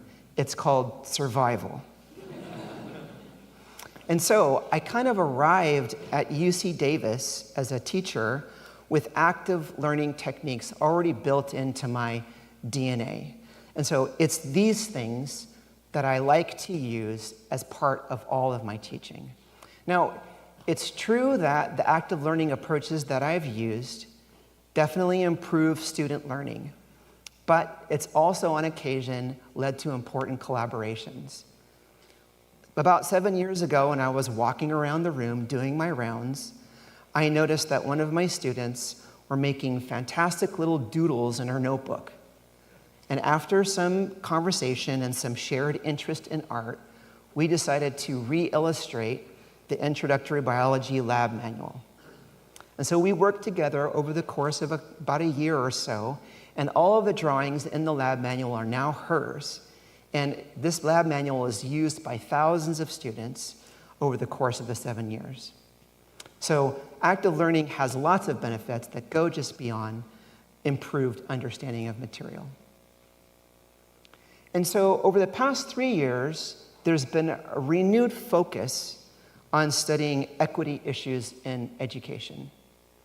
It seems that whenever I go to educational conferences these days, most of the talks and presentations and posters are all focused on the many entrenched levels of equity, especially in STEM education.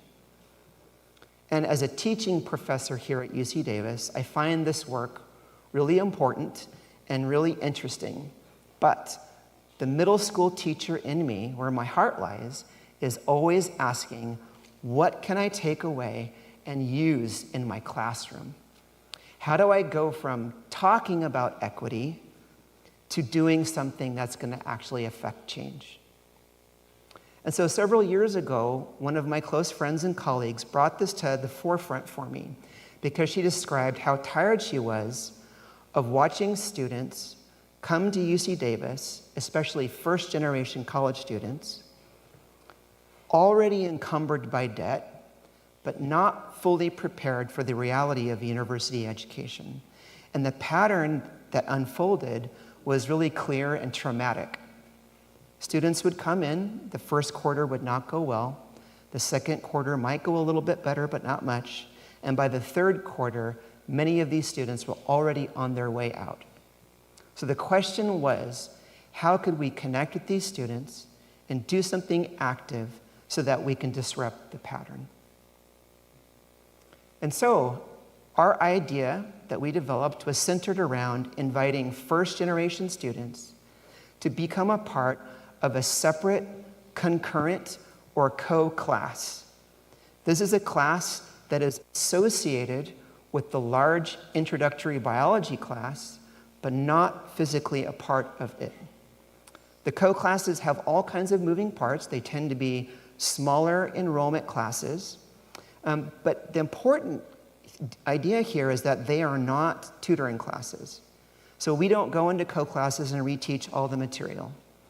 The co-classes do have guided content practice, and they do have a component where students have an opportunity to practice everything that they've learned, but the thing that separates them from other kinds of intervention strategies is that there is an advising component. And this advising component has changed a lot over the years, but fundamentally includes some basics, like how to navigate a large research university, how to prepare your schedule and set yourself up for success, how to effectively use study strategies and some of the science behind learning itself, and even some test-taking strategies.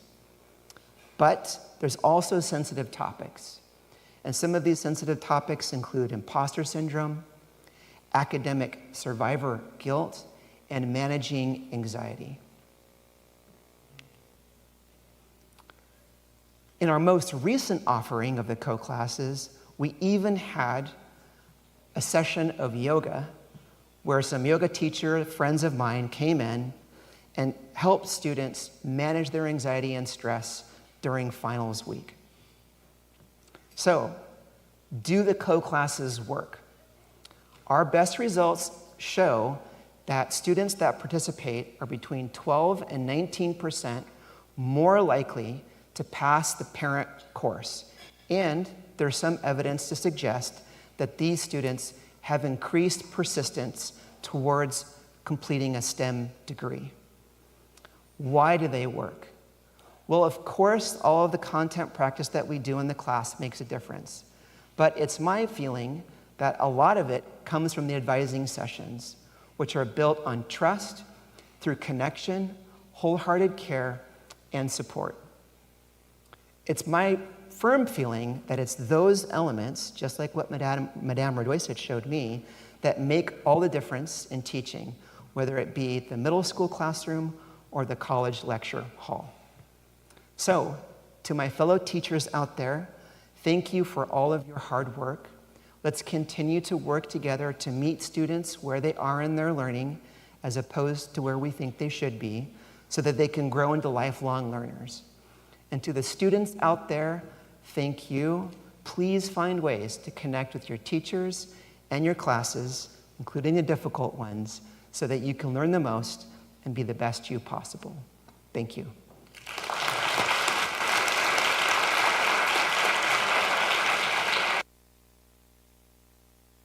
All right. Thank you, Professor Ledford. Now we're going to open up the floor to questions in just a minute once we get the questions set up.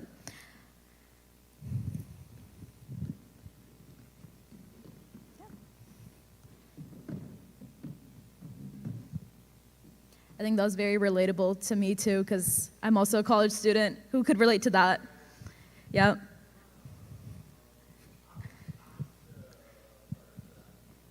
Oh, sorry. Give us 1 minute. We'll be answering questions.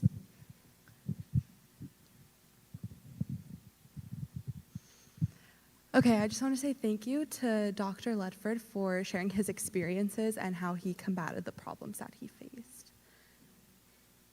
Is it on? Right.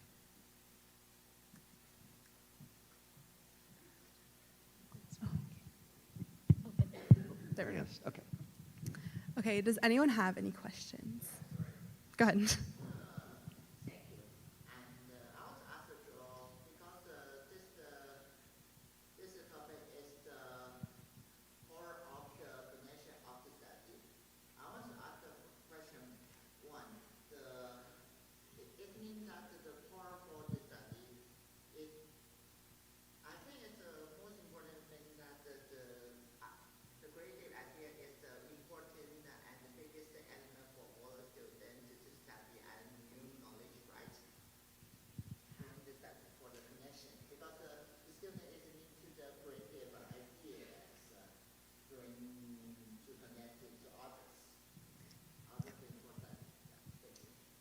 Sure. So I didn't quite understand all the elements of what you were saying, but I get.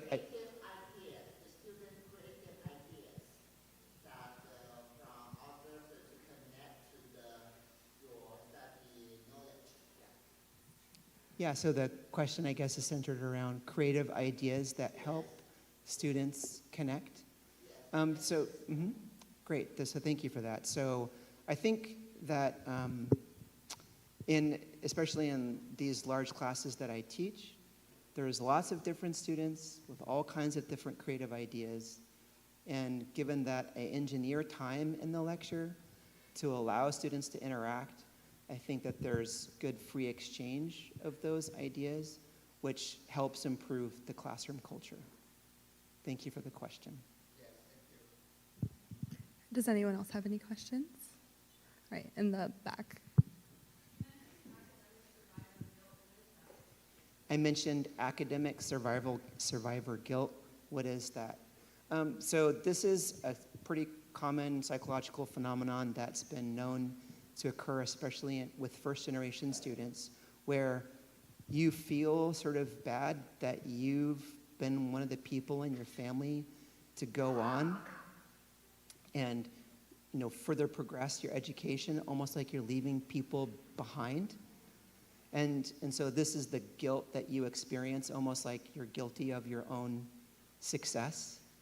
And this is unfortunately oftentimes reinforced in families when you go back home. Sometimes family members might start to kind of look at you differently because you're educated. And so this is something that we spend a lot of time talking about in the co-classes. And one of the biggest helps in these difficult conversations has really been to invite a lot of guest speakers that have, oftentimes encountered these kinds of situations. And so it's not just me leading these advising sessions. It's not just my colleague.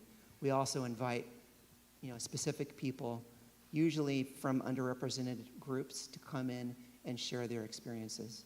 Did I answer your question? Thank you very much. That was an amazing answer. Does anyone else have any questions? Go ahead.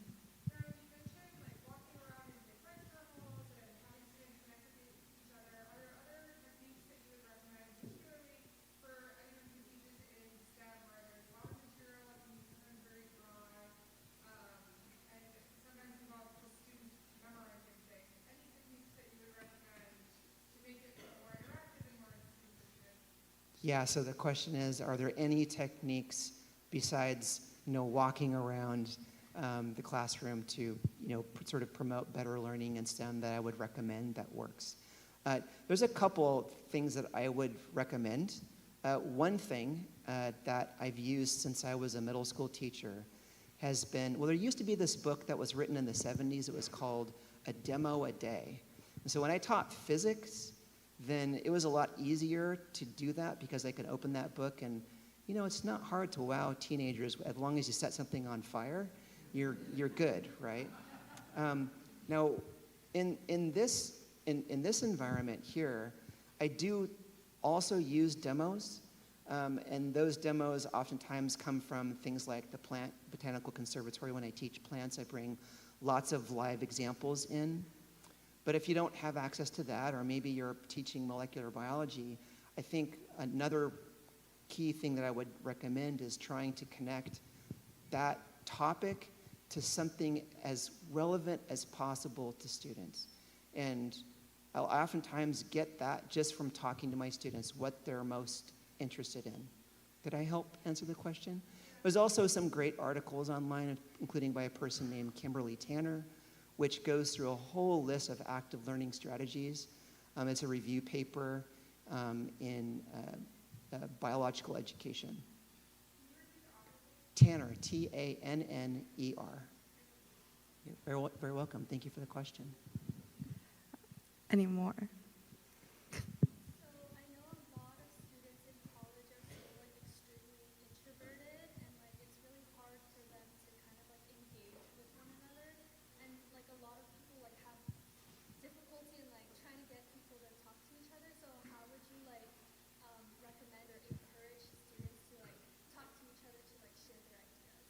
Yeah, so the question is, a lot of students come in and they're maybe a little bit more introverted and don't want to talk to their peers or are more reluctant to talk to their peers.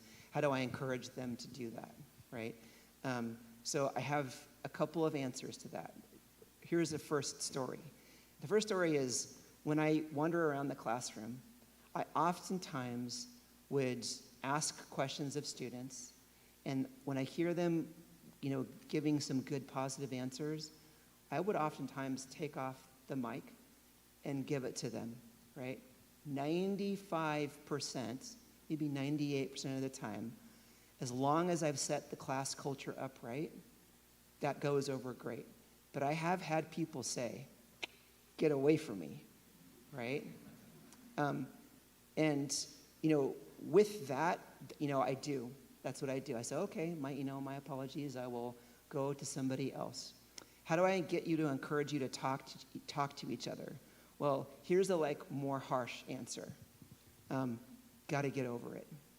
And the reason why is because a lot of the lessons that you learn working in a classroom like this, when you're interacting with people, we don't test those, right? You're learning skills of communication, working on a subject at a high level, which is what you're going to be expected to do when you leave and are a professional. And so it sounds a little harsh, but at some point in time, you have to learn how to interact with what will become your colleagues. And without that, especially over the course of the pandemic, I feel like that's been a major gap in education. Did I answer your question? Thank you. All right, that's all the time that we have for questions. I want to say thank you again to Dr. Ledford for sharing his experiences. Thank you.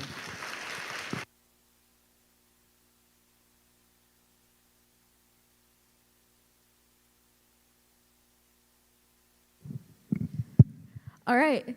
Thank you again, Professor Ledford. Next, we will have Cara Rose DiPietro, who will be giving a talk about the inclusivity in the theater space and overcoming adversity in the theater space.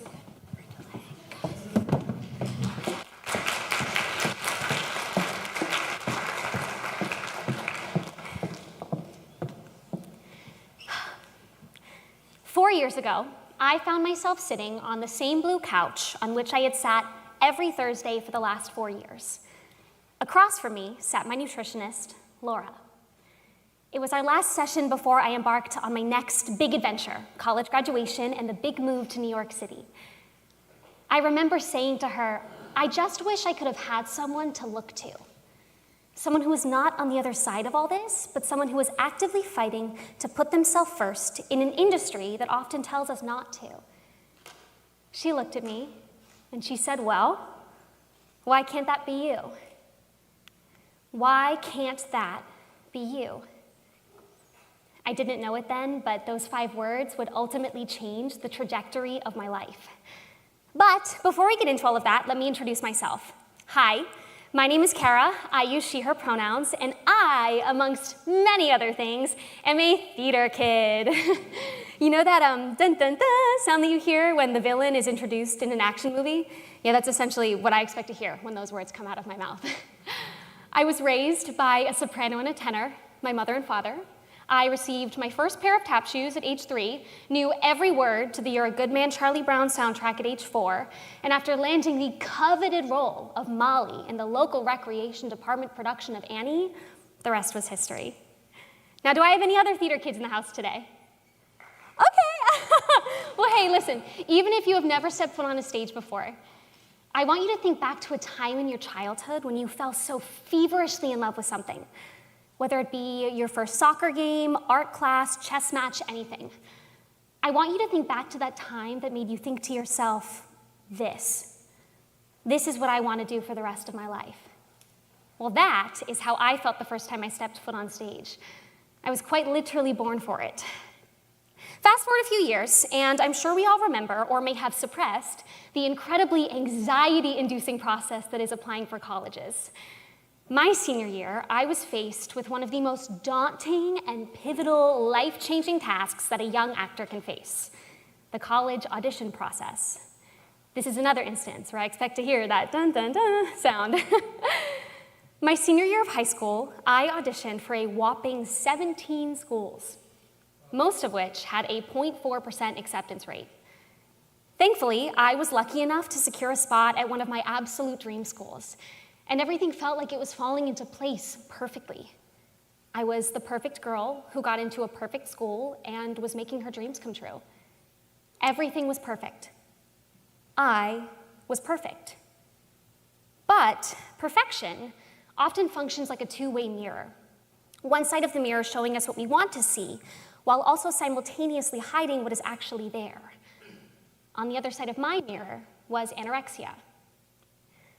My junior year of high school, I was formally diagnosed with an eating disorder after years of struggling in silence. While I was auditioning for schools, I was also spending 3 to 5 days a week in an intensive eating disorder treatment program. Thankfully, after months of therapy and countless doctor's appointments, I was given the go-ahead by my treatment team to embark on this next adventure and chase my dreams of being an actor at college head-on. But something that no one tells you about recovery is that as your life begins to evolve, your eating disorder often evolves with it. And it was my first year at school that my eating disorder took on an entirely new life of its own. But August came. I packed up my bags, said goodbye to my tiny little hometown, and dove headfirst into what we lovingly refer to as Broadway school. I was so excited to finally study the things that I was passionate about and fill my days with voice lessons and acting class, dance class, and so much more. Those 4 years shaped me into the performer that I am today, and for that, I am eternally grateful. But it was here at school that I really got my first glimpse into what our industry was actually like. I began to see past the bright lights of the stage and the Broadway.com vlogs, and I got my first real sense of what it took to be a working professional in our industry. So today, instead of telling you about all of the lessons that I have had to learn in order to get to where I am today, I want to focus on one of the biggest things that I have had to unlearn in my journey to becoming not just the performer I am today, but the human that I am today. And that lesson is as follows. If you are not working yourself into the ground, then you are not working hard enough.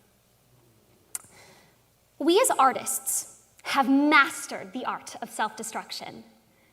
What I mean by this is that we as an industry and the institutions that we have built surrounding it have gotten so good at not taking care of ourselves and making it look glamorous. Let me take you through an average day in the life of a student studying to get their BFA in music theater at a liberal arts college. The day starts around like 6:30, 7 o'clock in the morning when you wake up for your first class of the day, which happens to be an hour and a half of ballet at 8 o'clock in the morning. You then have 15 minutes to run across campus to your French class, which is then immediately followed by your weekly 1-hour voice lesson. After your voice lesson, you head to your last class of the day, acting. You'd think the day would be over, right? Wrong. After acting, you head to rehearsal for one of the 3 projects that you are potentially involved with, or if you have time, you hit the practice rooms to work on your upcoming summer auditions or rep for your vocal lessons, and then you finish off the day back in your dorm room studying for your upcoming calc exam as you drift off to sleep, wake up the next morning, and do the whole thing all over again. Now this sounds insane. I know, and that's because it is. It quite literally is. And it is not for the faint of heart. While most students were taking 4 classes a semester, you were taking 8. But listen, when you decide to pursue this kind of education, you know exactly what you are getting into. What I was not prepared for was the incredibly competitive environment that this atmosphere would breed. People often describe the students that attend these universities as a bunch of big fishes from small ponds. I want you to imagine 20 sharks who are all some of the best at what they did, where they came from, all dropped into the same puddle. Yeah, as you can imagine, it became quite competitive. I'll never forget the first day that I watched an upperclassman replace lunch with a trip to the gym. I remember so vividly hearing my classmates in the hallway complain that they were so tired that all they had time to eat today was an apple. Only I came to understand that they weren't complaining. It was bragging. They were winning. I soon found myself in a constant swirl of competition, fighting to prove that I was working the hardest. I sought out validation from my peers and my professors that I was doing enough. I began to feel guilty for taking care of myself or prioritizing my other passions that had nothing to do with my degree, and I learned very quickly that success in my field was not defined by my talent, but in the amount of jobs that I had booked for the summer or the amount of numbers I was cast in the spring showcase.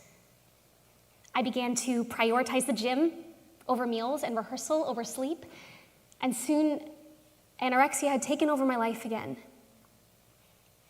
You know, something that my eating disorder would always tell me was that even if I couldn't be the best, even if I couldn't be the most talented, that this was something that I could be the best at. And I held on to that like my life depended on it. So something that no one tells you about recovering from an eating disorder while also getting your BFA in music theater is how nearly impossible it seems. Like many others in recovery, I was on a meal plan that was custom tailored to my specific needs by my dietitian. And this meal plan included a minimum of 3 meals and 3 snacks a day. Now, following a meal plan when you are in recovery is hard enough on its own. But when you're in an environment where everyone around you is being rewarded for their own self-destruction, I mean, that's an entirely different ballgame. I remember feeling so guilty and so ashamed when I had to eat my meals and snacks between classes as my classmates just got to go about their days. And I would say this to my nutritionist. I would say, I just don't understand why I have to be eating all this food and everyone else around me doesn't. And every time she would laugh and she would say, Cara, they probably need that snack too. They just don't realize it. And I came to realize that she was right. My senior year, I decided to become a bit more open and honest about my recovery. Something that surprised me, however, was that every time I would share with a classmate that I was having a hard time looking in the mirror in ballet that day, I was almost always met with the same response. Oh, me too. The the more I looked around, the more I began to realize that there were dozens of people all around me, just like me, that were suffering in silence. So I kept talking. I kept sharing how I felt with my professors and my peers, and ultimately, I took to social media for the entire world to see. I was astounded at the amount of messages that I was receiving from artists all over the country sharing the same message. Me too. So all of this leads us right back to where we started. Those 5 words that changed my life and are ultimately the reason I am even standing here before you today. Why can't that be you? So in 2022, I decided to become that person that 12-year-old Cara so desperately needed. 2 years and over 200,000 followers later, I have made a career out of sharing my life, my journey as an actor, and most importantly, my journey through mental health on social media. I have made it my mission to become that person who is not on the other side of her recovery, but was choosing it and prioritizing it each and every single day. Now, all of this leads us to one big question. How do we, as an industry, begin to collectively dismantle this culture that we have so carefully cultivated? I truly and wholeheartedly believe that it starts with this next generation of artists. A generation that is sick and tired of being told that we come second in our own lives and careers. I'm gonna let you in on a little secret. And it's that putting your health first and your career second is actually what putting your career first looks like. Because there is no career to be had if you are not here to have it. We as an industry and the educational institutions that we have built surrounding it are a breeding ground for eating disorders and mental illness. And we know this. I mean, we are constantly being fed this narrative that our worth and our value and our marketability relies so heavily on the size and shape of our bodies as well as our productivity. So it is our responsibility as creatives and working professionals to not just dismantle this culture, but actively choose to fight against it whenever we are presented with the opportunity. You know, I'd be lying to you if I were to say that these last 2 years sharing my life and my journey and my recovery on social media have been perfect. I'd be lying to you if I were to stand before you today and say that I am fully recovered. And I would be lying to you if I said I do not occasionally mourn the sense of comfort and control that my eating disorder has provided me with in an industry that often makes me feel so small. But the difference now is I can hear my own voice too. The voice of a girl who is not just an actor, but a multifaceted human being. One of my favorite quotes is, "In order to produce live art, we first must live." I believe that this quote truly and wholeheartedly encapsulates everything that I have learned since deciding to put my health and my happiness first, just 2 short years ago. You know, something that we are told as artists is that if we love anything else in this life, that we should do it. That unless we are ready and willing to commit our entire selves, our entire lives to this industry, that we will never make it. That it is a waste of our time. Well, to every artist hearing this right now, I want to let you in on a little secret that those people do not want you to know. And it is that your love and your passion for other things in this life is what makes your art unique. Your art cannot exist without you in it. And you are not an afterthought in your own story. We are taught that this industry is based upon the idea of sacrifice. But it wasn't until I stopped sacrificing my own happiness that the game changed. Thank you.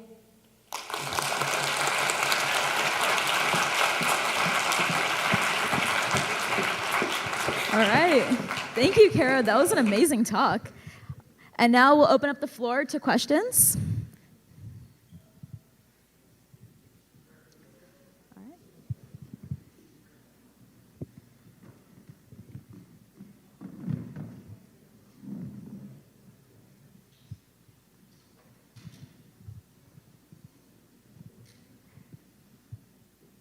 All right, let's welcome Cara back to the stage.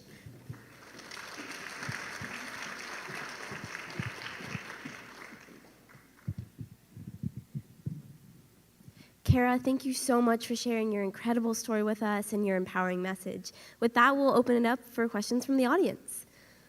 Okay. In the back in the white.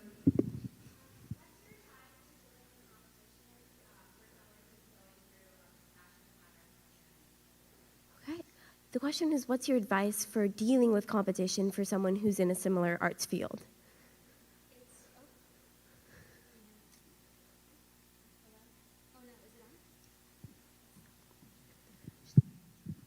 We'll trade for now. It's really hard. I'm not gonna lie. It's so difficult. I know for me, especially like post-grad, you're dealing with so much competition just so constantly. My best advice is I kind of keep my head down. You know, I really try to focus on myself, because the second I start comparing myself to everyone around me, it's a losing game. I'm never gonna win. I'm never gonna feel good enough. So being able to like really keep my head down and say like, you know, what are my strengths? What am I good at? Something I ask myself constantly is only that I'm gonna start that over. Something that I always ask myself is I can only do my absolute best. That is the only thing that I can do. And if I do my best, no one can take that away from me. And so, I mean, yeah, comparing yourself to everyone around you is such a losing game. And it's so much easier said than done. And it takes practice. But it does get easier every time. We'll take another question. We'll take right in the front in the white. So my friend is actually suffering from eating disorder. What are some of the suggestions that you can give me so I can help her? Because she's now just living close to me. She's far away in New York, and I really want to help her. Are there any suggestions for me to help her? So the question was about suggestions for helping friends who are going through a similar struggle with eating disorders. I think an experience many of us in the room have. Yeah, I mean, it's really tricky. It's really tricky when someone that you love is struggling with something that is not only so hard, but is so dangerous. You know, eating disorders are the deadliest mental illness that in existence right now. I mean, like, really take a second to take that in. And so what I would say is I would really have an open and honest conversation with your friend and say, hey, I want to be here and I want to support you. But at the end of the day, you know, to my knowledge, you are not a licensed healthcare professional, and this is something that requires that kind of attention. So while you can be there for support, you can be an ear, you can be a listening ear, and you can be a shoulder to cry on, at the end of the day, that is all you can be. And I know in my personal experience, there have been instances in my life and in my recovery where I've gotten really mad at the people I love the most, specifically my friends, because there were moments where I needed extra help and someone else had to get involved, whether it be a doctor, an adult, a parent. And I remember being so angry at those people. It's so funny. One of them actually sent me a message this morning and was saying, good luck today. These girls are proud of you. And it was a picture of both of us from high school. And I'm thinking back to that moment. I remember feeling so angry with her. And I was I didn't understand. I thought I could do it all on my own. But at the end of the day, you know, she saved my life. And so I would say, you know, have that conversation with your friend. And if it gets to a point where you are fearful, you know, for your friend's health and safety, it is a responsibility to get more people involved if that's something that you can do and feel comfortable with. We'll open it for another question. Yeah.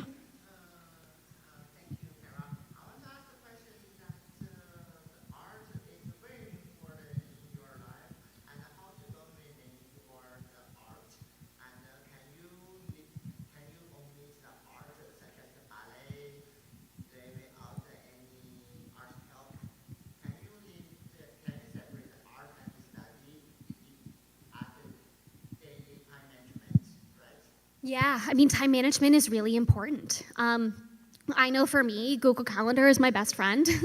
And something that I actually do, and I started doing this in college, is, you know, and I'm sure you as students understand this, you like have all 4 of your classes for the day in your Google Calendar, but in between that, sometimes I'll schedule little things, so it comes up as like a little reminder on my calendar. It'll be like, go eat a snack, or like, take a second to go back to your dorm room and watch an episode of your favorite TV show.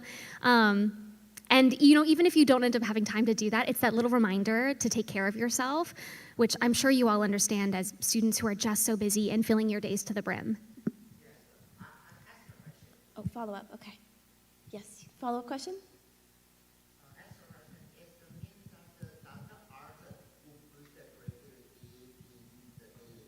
Ooh, does art boost creativity in your daily life? Oh, absolutely. And I think that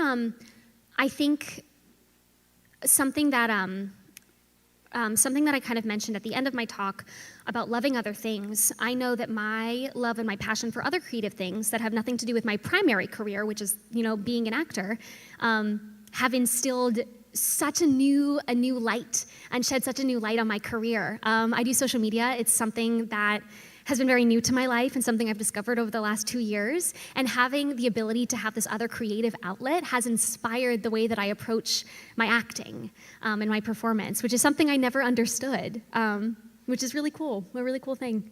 Amazing. We'll open it up for another question. Yeah.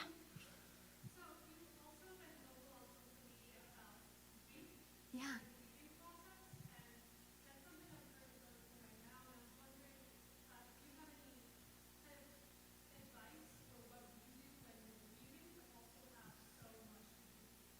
Yeah, it's hard. For those of you who don't know, I lost my mom a couple years ago in 2020, right before everything kind of hit the fan. And yeah, it's really, really hard. A friend of mine recently said something to me that I will never forget. And it was in a moment where I was really having a hard time. I think it was on like Women's Day when everyone was posting about all of the women in their lives and their mothers. And after losing all of the women who raised me, it left me feeling very hopeless and very sad. Something that he said to me was, they may have left you, but they left you. Like when I'm having those moments where grief feels all-encompassing, I allow myself the grace to stop what I'm doing and grieve in whatever way that is. Sometimes it's ugly, sometimes it's messy, sometimes I have to distract myself in order to move through it. But I also affirm in myself the knowledge that they have given me everything that has made me who I am today. So in those moments, on these days where I miss my mom or where I miss my grandmothers, I am able to sit so firmly that I am their legacy. I am the person that gets to, keep speaking into the world the things that they didn't get to say yet. But also allowing myself the permission to not always be brave, allowing myself permission to grieve, however that might look for you.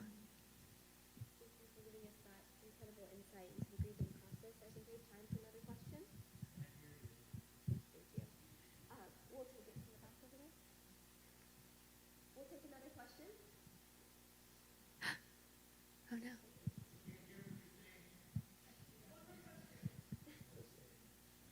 I think we said there's time for one more question. Right up here.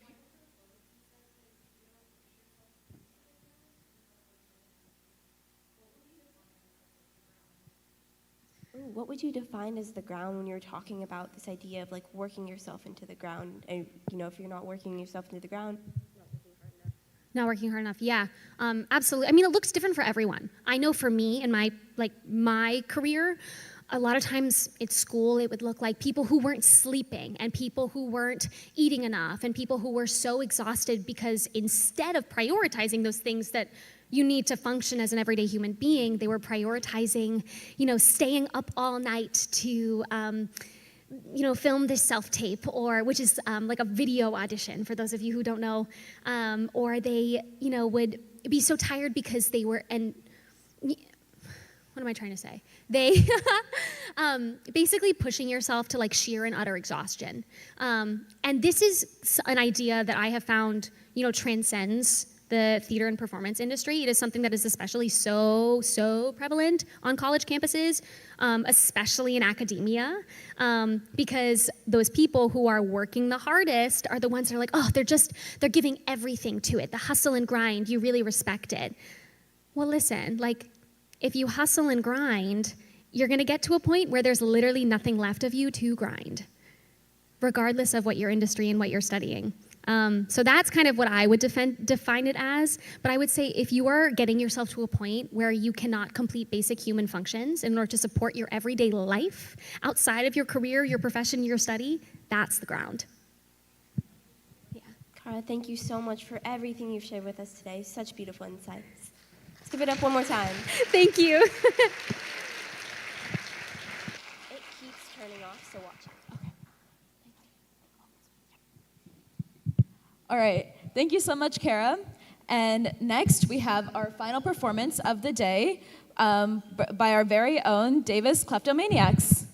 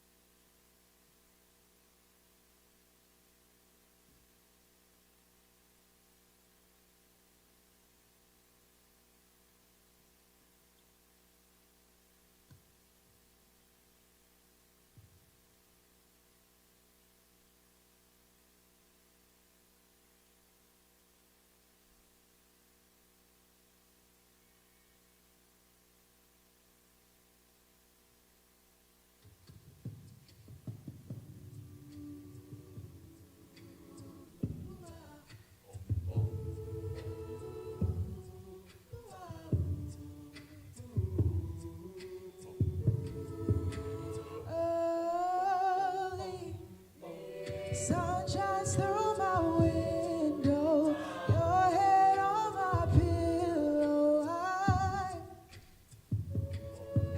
spend time feeling on that body, caress you so softly. I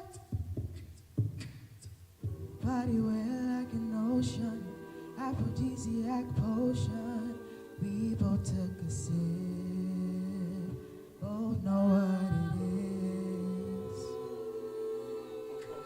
Just looking for affection, add a piece to my collection, and maybe who knows, let's see where this goes. Cause the love's so good, and she brings me peace.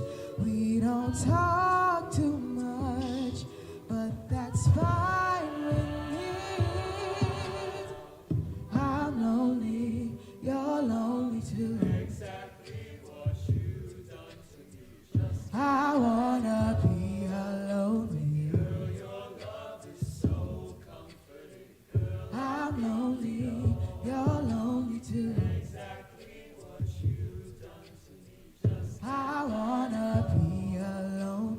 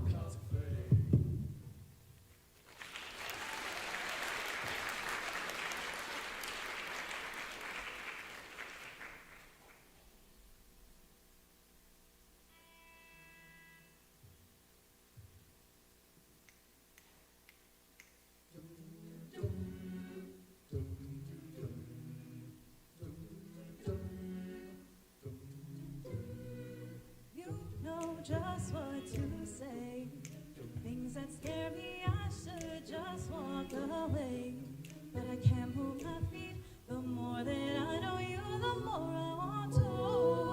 Something inside me's changed. I was so much younger yesterday. Yeah, yeah. I didn't know that I was starving till I tasted you. Don't need no butterflies when you give me the whole damn zoo. By the way, you do things to my body. I didn't know that I was starving till I tasted you. Until I tasted you. Until I tasted you. By the way, you do things to my body. I didn't know that I was starving till I tasted. You know just how to make my heart beat faster, emotional earthquake. Bring on disaster. You hit me head on, got me weak in my knees. Yeah, something inside me's changed. I was so much younger yesterday. Ooh, I didn't know that I was starving till I tasted you. Don't need no butterflies when you give me the whole damn zoo. By the way, you do things to my body. I didn't know that I was starving till I tasted you. Until I tasted you. Until I tasted you. By the way, you do things to my body. I didn't know that I was starving till I tasted you. La da da da. The more that I know you, the more I want to. Something inside me's changed. I was so much younger yesterday.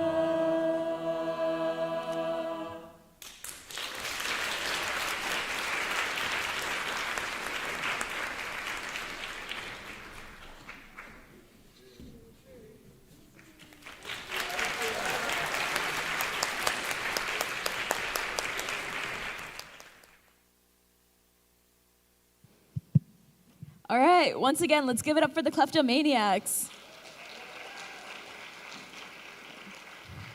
Cool.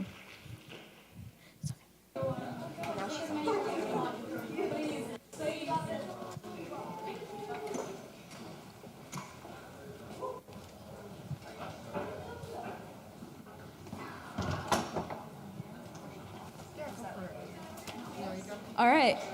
Next up, we have Alyssa Ljubicich, who is going to talk to us about female sexuality and how history can teach us to reclaim sexuality.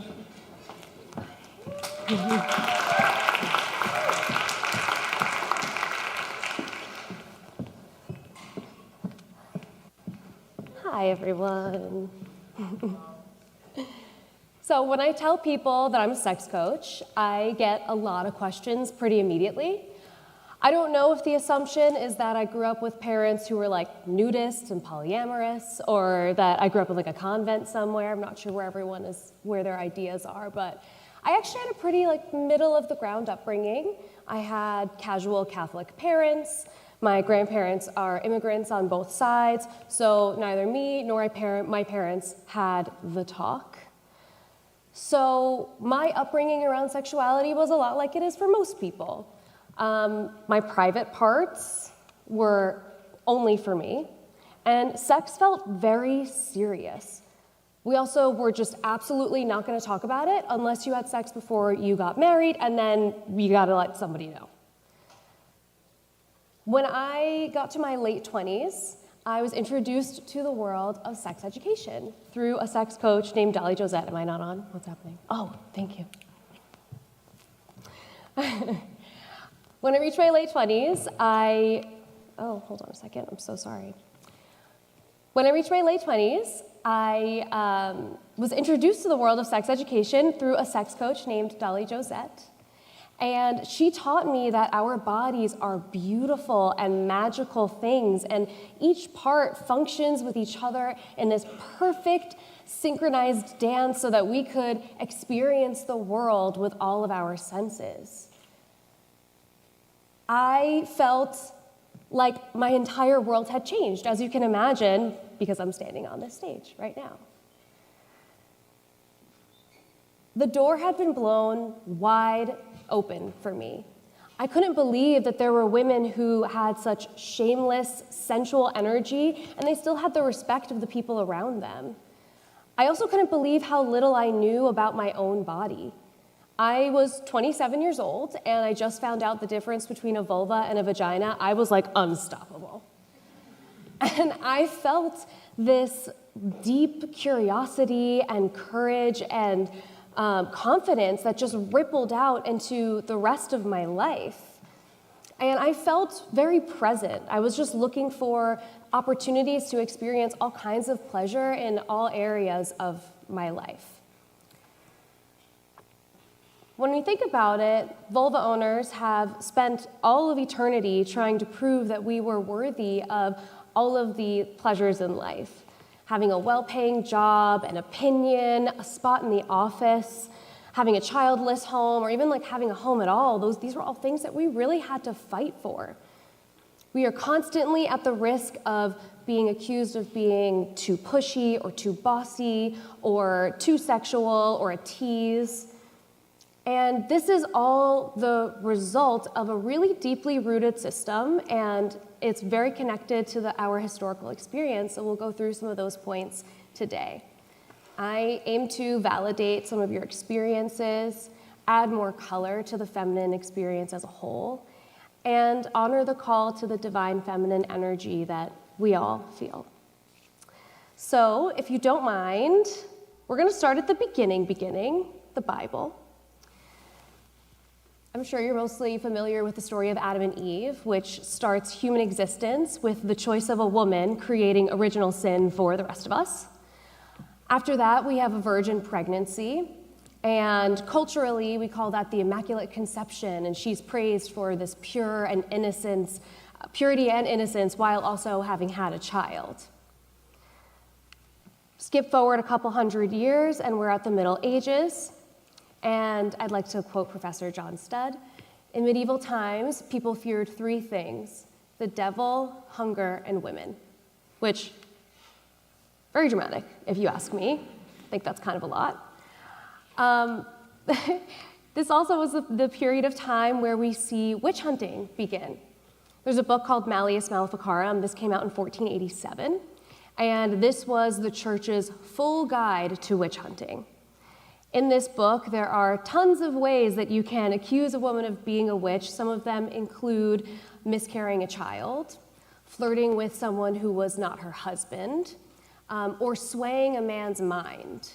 And these women were at the risk of being stoned to death or any other sort of inhumane practices. Pam Grossman wrote in Waking the Witch, "Female delight and female desire are so often demonized. We call witch any woman who wants." Jumping forward to the 19th century, there is a doctor who began experiments on enslaved black women. These were often life-threatening and extremely painful. He was doing them without anesthesia. And the three women that are most documented in these experiments are Anarcha, Betsy, and Lucy, and they are now revered as the mothers of gynecology today. There was also a widespread belief in the 19th century that women's sexuality and menstruation also affected their intellect, and we can see some of that in the way that the hysteria conversation came to be. So hysteria, the word, is actually has a Greek root, and that word means uterus. And this diagnosis had symptoms that, when we look at them, are essentially just symptoms that we all know are like period symptoms. This is what happens every month for most of us. And a lot of them are kind of just up to interpretation. The diagnosis of hysteria was also almost exclusively given to white women because black women and indigenous women were seen as being savage in comparison to more civilized white women. And so this is one of many examples that we can see throughout time where the experiences of women of color have also led to different diagnoses and being pathologized as a result. And that is also part of the healthcare that they unfortunately still receive today. Folks of the 19th century also had some choice thoughts on masturbation, believing that it could lead to a litany of things, including epilepsy, coma, convulsions, death, depression, and insanity. And I always thought that that was interesting because masturbation typically happens alone and in private, intimate settings. And so these women are learning that something that is private and intimate could lead to an illness, and they could be publicly shamed as a result. And we know now that anytime we're experiencing states of pleasure and joy, our brain creates nitric oxide. Nitric oxide is a neurotransmitter that helps balance other ones like dopamine and serotonin. So it does quite the opposite of what was being described. At the end of the century, doctors and academics alike spoke of menstruation making women unworthy of higher education and incapable of hard work due to the blood moving from the brain to the uterus. These were well-renowned, distinguished doctors. They were leaders of their fields. And the mistakes that they were making were permanent to some of their patients, and they were lethal to some others. And we still see the impact of those decisions even today. Insist on your health, insist on an accurate diagnosis, and insist on making choices for your body. The patriarchy has spent an eternity telling our stories for us and manipulating them the way that they see fit. We're only in 1847. And we can see how this cycle of shame started and how it still perpetuates today. Okay, the 20th century is going to be speed round, if you don't mind. In 1920, Sigmund Freud had declared that the clitoral orgasm was immature. We now know that less than 20% of women can orgasm without it. In 1948, the Grey's Anatomy, the anatomical book, not the TV show with McSteamy, was published without any mention of the clitoris at all. In 1951, Henrietta Lacks was, her cervix cells were taken without her consent. They were tested and they were used for research because they had found cervical cancer. Those cells earned researchers millions of dollars, and her family didn't know about it until 20 years after she'd passed. There were extremely controversial studies that Alfred Kinsey and his team had done in 1953.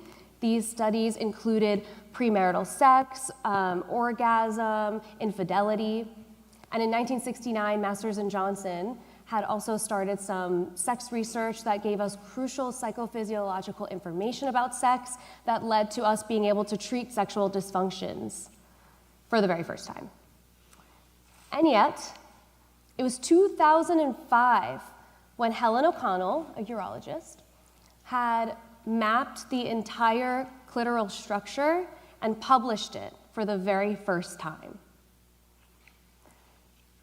Women, through time, have conquered so much that it doesn't really shock me to think that we've really drifted from thinking that our sensuality and our femininity can be a huge source of power for us. We've been given the idea that pleasure is not ours, and it's not ours to enjoy, but it's also something that can be incredibly unsafe for us. Did you know that your cherry popping is completely a myth? Your hymen is made out of skin similar to the skin of your earlobe, and it stretches, so there's nothing to really pop. It might tear, but it very rarely, if ever, breaks. I remember learning this in high school and thinking, if you didn't bleed when you had sex for the first time, like everyone's gonna think you lied about being a virgin. And this was a huge source of stress for me when I was in high school. And now I think about it, and it kind of makes sense because the health class that I had one lesson on sex education, and this is what it was giving. We focus so much on prevention, Pleasure is completely left out of the entire conversation. So we go out into the world not knowing what to ask for because we ourselves have no idea. We just don't know. Claire Cavanaugh, the co-founder of Babeland, said that women learn to compromise before they learn to come. It all starts with some self-discovery, which you can do at home and not here. I encourage you to take a mirror below the belt and take a look. Did you know that the vulva becomes erect the same way that a penis does? It fills with blood, it swells, and it changes color. So if you're taking a look, you might see shades of purple, shades of red and pink. And as the vulva swells, it kind of opens up like the petals of a flower. It's really beautiful, actually. We deserve to have nourishing experiences where our needs and wants are honored and they're heard, instead of being silenced for the comfort of others. We should feel comfortable saying, I love when you do that. Or, you know what would feel amazing? Once we can reclaim our sensuality and our bodies, we can invite other people into our universe in a whole new way. Sherry Winston, a sex educator, talks about how not knowing how to use our own bodies is kind of like not knowing most of the piano keys. You can definitely play some music, but you definitely can't make Mozart, and neither can your partner. So I want to encourage you and push you to play and to push past any discomfort that you've had in the past and start this sensual awakening for yourself. And when you do, you will radiate with the knowledge of the power that you hold in your own sensuality. And when you can embrace it and have this passionate, electrifying side of you, you'll be able to design new parts of your destiny. And when you choose to live it, you will be amazed at the things that just start kind of falling into place. Your body is the only one that you have, and it is your right and responsibility to advocate for it. And skepticism and pleasure are essential parts of that. Insist on being seen, insist on your wants and your needs, and insist on making choices for your own body. It starts with reclaiming what was once shameful and making it now our irrevocable power. Thank you.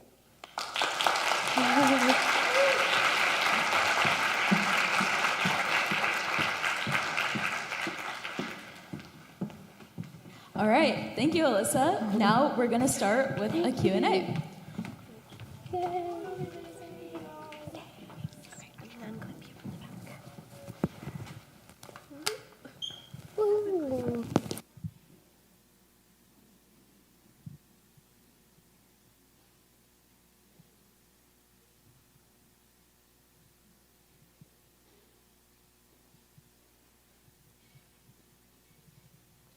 All right, let's welcome Alyssa back onto the stage.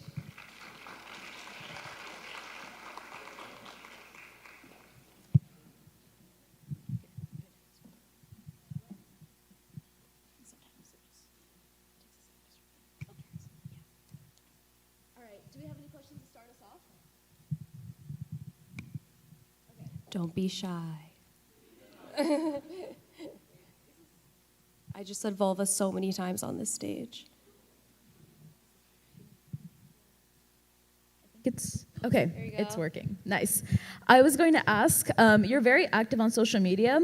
Are there any examples of like modern people or like modern versions of hysteria that people have commented or maybe tried to paint women's sexuality as? I think generally we still think that female sexuality is a huge mystery, and we know a lot more now than we ever have. So I would just encourage people to, I think, and we talked about this a little yesterday too, the average amount of time that it takes for a woman to orgasm is 8 minutes, and the average length of time for cisgendered intercourse is 7. So we already have a problem. And And if you ever really want to see some like shocking information, Google what the orgasm gap looks like. That's the percentage of times that women and men orgasm in all types of different relationships. I can tell you which ones are the very last, dead last of that list. And it's women who are having sex with men. And the reason that women who are having sex with other women are able to have extremely high numbers is because they've taken the time to explore anatomy that looks just like theirs. And so I think we just in general have created this myth in our minds that it's just like a huge mystery and we refuse to explore it more, but we should. It's so much fun. Love that answer. Yeah, in the red.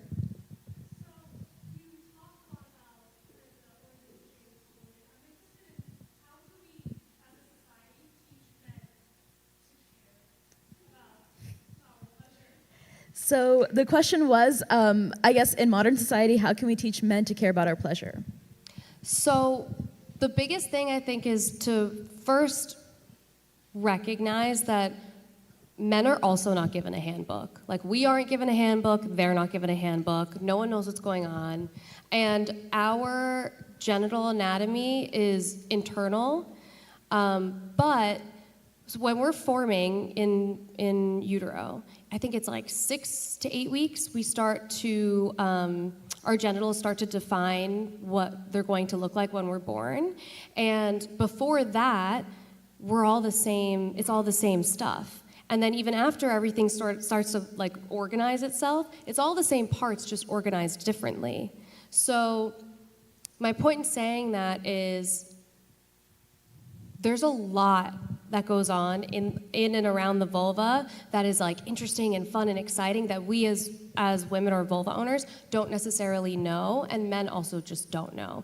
So I think men would appreciate, and you can ask any partner that you might have in the future, I think they would appreciate more guidance than we give them. And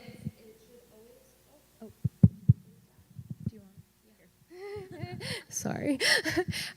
It should always come from a positive phrasing. So I love when you do that. This feels especially good, that type of thing, instead of saying like, I hate that, stop what you're doing. It could just be like, what would feel amazing is if you did this, this, and this. And the more that you give that like positive re-encouragement and positive guidance, the easier it is for them to be like, okay, I actually kind of know what's going on. And everybody's gonna be so different too. But in terms of like wanting a guy to care if you orgasm, that's sort of like, it's like, when you meet someone and it's like the someone cooked here? Don't be the person that does the cooking. Sometimes it's just like, if they don't care, then like, you shouldn't either, bye.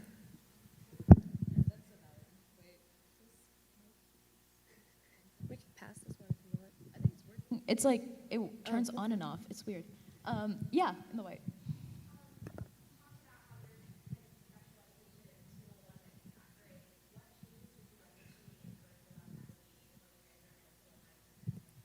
So, the question was, in your middle school, high school, like sex education wasn't taught very well. What changes would you like to see in current education? Well, in the United States, only 13 states require comprehensive, medically accurate, and those are two separate categories, sex education to be taught. And so I would love to see that number be higher. We know that teaching abstinence does not work. The states that even just stress abstinence versus like they'll teach everything else, but they stress abstinence as being your best option. Those are included in states that have the highest rate of STIs, the highest rate of teen pregnancies in the country. So on like a base level, I would just love to see everything be taught and everything be medically accurate beyond abstinence, because we know that doesn't work. But we also know teaching kids, like even extending like a health program into as young as like kindergarten, where you're teaching kids the actual names of their anatomy, is so important. And part of that, the reason it's so important is because children who know the names of their anatomy are less likely to experience abusive situations, and they are more likely to report them should they happen, because you're treating them like it's your own body. And it's appropriate to know your own body. I always think that that's like a weird thing to say when people talk about like, oh, that's inappropriate. No, it's appropriate to know your body. So I think just giving people the actual names of your body parts is crucial, and having that be medically accurate information beyond just abstinence, because we know that just doesn't work. Yeah, that's a great point, for sure. Anyone else? Yeah.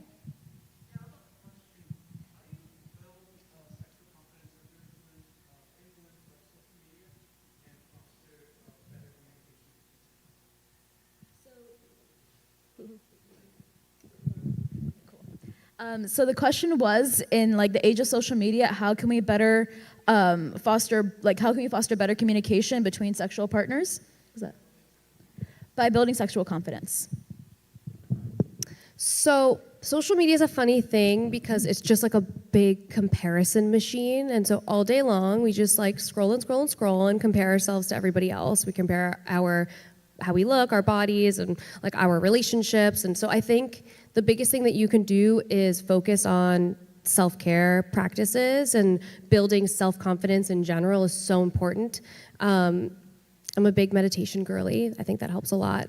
But one of the exercises that I've given clients before is a mirror exercise, where you stand in front of the mirror and you do it with as little clothes as comfortable, and every single day compliment one part of yourself.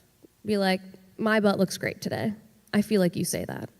And do that every day. And get as close as you can to doing that naked, and that will make you feel better about your own body. It's also, masturbation is a big part of this whole conversation too, because it actually does help self-confidence, and it also is a big part of creating the start of communication for you. So if you know exactly what you like, when you're in these partnered situations, you're able to say, when they say, oh, what would feel good? What do you want me to do? I mean, you guys are in college, so I don't know how those conversations are really. I don't think this was happening when I was in college. But at some point, someone in your life will ask you, what do you want me to do? Like, what would feel good?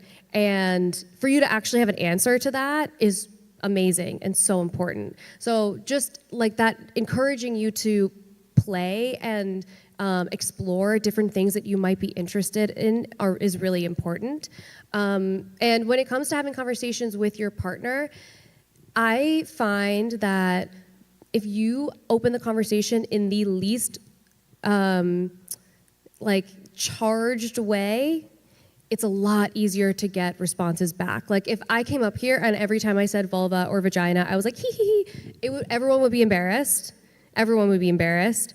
But if I'm up here and I'm talking in a really neutral way, because these are neutral body parts, then it's a lot easier for people to ask me those same questions, because they know that I'm a safe space to have that conversation with. So to the best of your ability, neutralize what you're saying.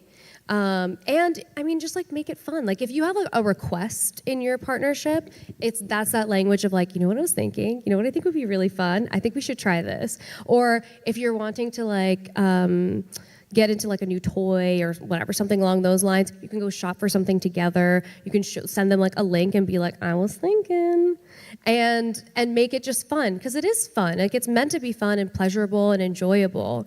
And I think if you approach it with the least amount of awkwardness that you can pull together in that moment and really neutralize it or make it like super fun, we're just gonna try it, and if you don't like it, you don't have to do it again, then it's a lot easier to have an actual open dialogue too. Okay, nice. Does anyone else have any questions?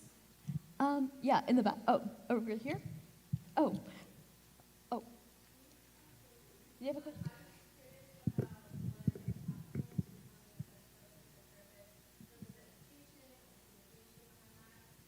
So she asked what the path to becoming a sex coach is, like education-wise, what that's like. So I have a regular bachelor's degree. I got a business degree, and that was, I found all of this when I was 27. So I was already out of school. I had been doing like other kinds of work. And so I did need a bachelor's degree, but it didn't matter what it was in. The training afterwards, I have been going to a school called the Sexual Health Alliance. Since COVID, everything has been online, which made everything a lot easier. And it is like a 2-year program. It's self-paced, but it's around 2 years. And after I do all of that work, which is a lot of like lectures and reading, scientific journals and things like that. After all of that, I have observed hours, and then I have to do some like papers, stuff like that. All of the work that I'm doing is to be an ASECT certified sexual counselor, is technically the title. ASECT is the American Association of Sexuality Educators, Counselors, and Therapists, and they're sort of like the overseeing body. And that's important, especially for anyone who calls themselves a coach, because a coach the coaching industry is not regulated by the US government. So it's important that you find like someone who's going to regulate the whole group, which is why I did the whole process the way I did. But if I were to be a sex therapist, I would have to go through the process of going to school as a regular therapist, like that whole process, get my degree, get not certified, but what's the word? Like registered as I think that's what I don't remember. License, that's the one. And then I would do exactly the training that I'm doing now is the one that a sex therapist would do beyond their therapist training. So I'm just doing that part without the clinical background. Yes, over here.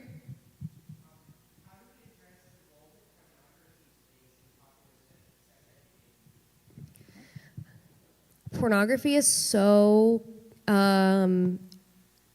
complicated to me because we don't have comprehensive sex education. A lot of people use pornography to learn, and part of me is happy that there's a way that people can explore things like that they want to try or get ideas and open up their mind to new ways to have pleasurable and intimate experiences by themselves or with partners. And so part of that is exciting. But the other part of it is there's a lot of stuff that happens in porn before and after that we don't see, particularly when it comes to any porn that has like rough or BDSM or things that appear to be non-consensual, but we know were actually probably consensual, we hope. And so those conversations are taken out of the mix completely. We're not seeing dialogue of, does this feel good? What would feel better? You're laying on my arm, please move. Like, you see none of that. And so that part of it is really challenging. And there's like a larger conversation about the ethics of porn too, but we would be here all day. There are ethical forms of pornography, like Cheeks is one that I personally have used for like 2 years, and I love it. I'll never go back. And ethically made porn just means everybody on the set was paid the right way. They went through the right legal processes. Everyone was asked for consent on every single thing that they're doing, etc. So yeah, I feel 50-50 about pornography because part of me thinks that it's a great tool, and another part of me also knows that it's a tool that would be most helpful with actual comprehensive sex education alongside it, so that we are informed consumers when we watch and we know what we're missing when we're watching. That was a great question. And then we have time for one more question. Yes, over here.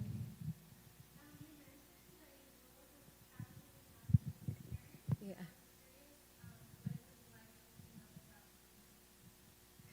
So it's funny because they're watching this, so hi, Mom and Dad, wherever you are.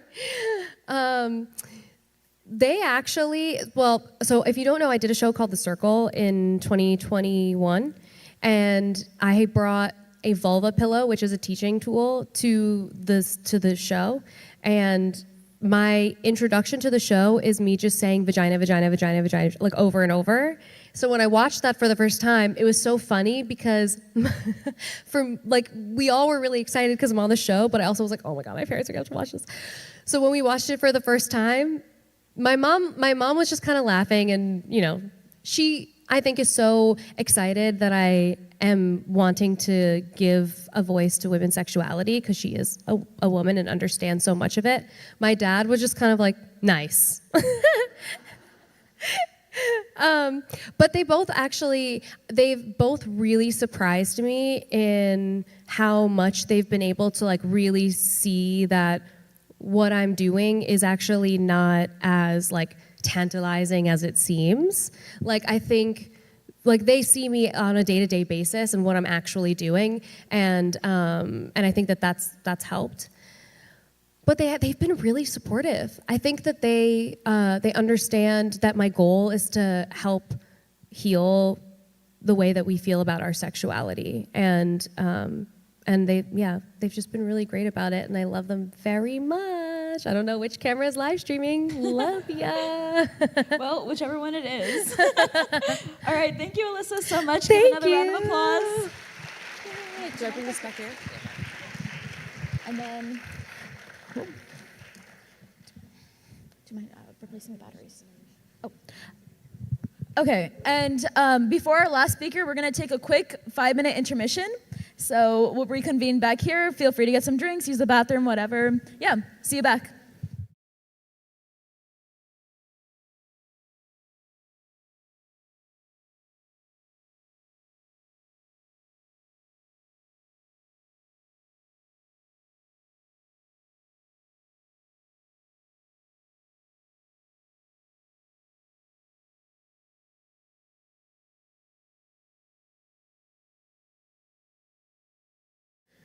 If anyone's outside and can hear me. Or just like, settle down. All right. All right, to close off our conference, we have our final speaker, and he's a recently graduated student here at UCDavis. Let's welcome Caden Velasquez.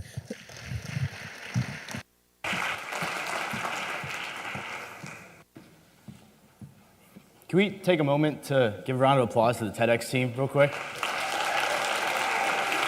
I think the last time you guys did this was like 2019, so thank you guys for bringing it back. And then a round of applause for all the other speakers this evening.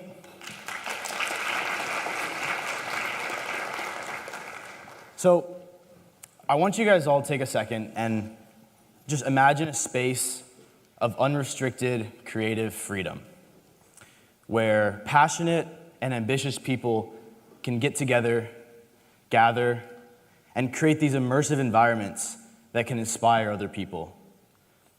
Take a second to imagine what's there, what it looks like, who is there with you. And in this space of unrestricted creative freedom, what do you think is possible?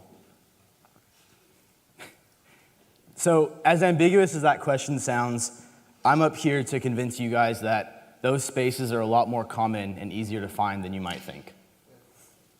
Now, while you let that thought experiment marinate for a little bit, I'll tell you my story, and hopefully you'll begin to understand what led me to start asking these questions. So, when somebody asks me, Caden, where are you from? I have to decide between the short story and the long story. The short story being Davis, and the long story being that I grew up all over the place, moving place to place, country to country. It actually wasn't until I came here to Davis for 4 years that was the most I've ever lived in any one place. Because of my parents' work and their nomadic tendencies, I picked up the ability to adapt to change really quickly. I had to be able to make friends in a matter of a few days, and that ability is something that I hold within my character today. And so, as I grew up and I got older, I started to get a little more observant of the people that I would surround myself with, the friends that I made, and what character traits that my friends had. And I noticed that a lot of my friends were big dreamers. They were storytellers, and they have this trait that I like to call delusional ambition. And growing up, always shooting for the stars, has left me with this wondrous passion that I think that I embody today. And it was this mindset that introduced me to the event space in the first place. In high school, I went to an international school, and my graduating class, we had just over 20 of us. And because it was so small, we made efforts to socialize with the other local schools.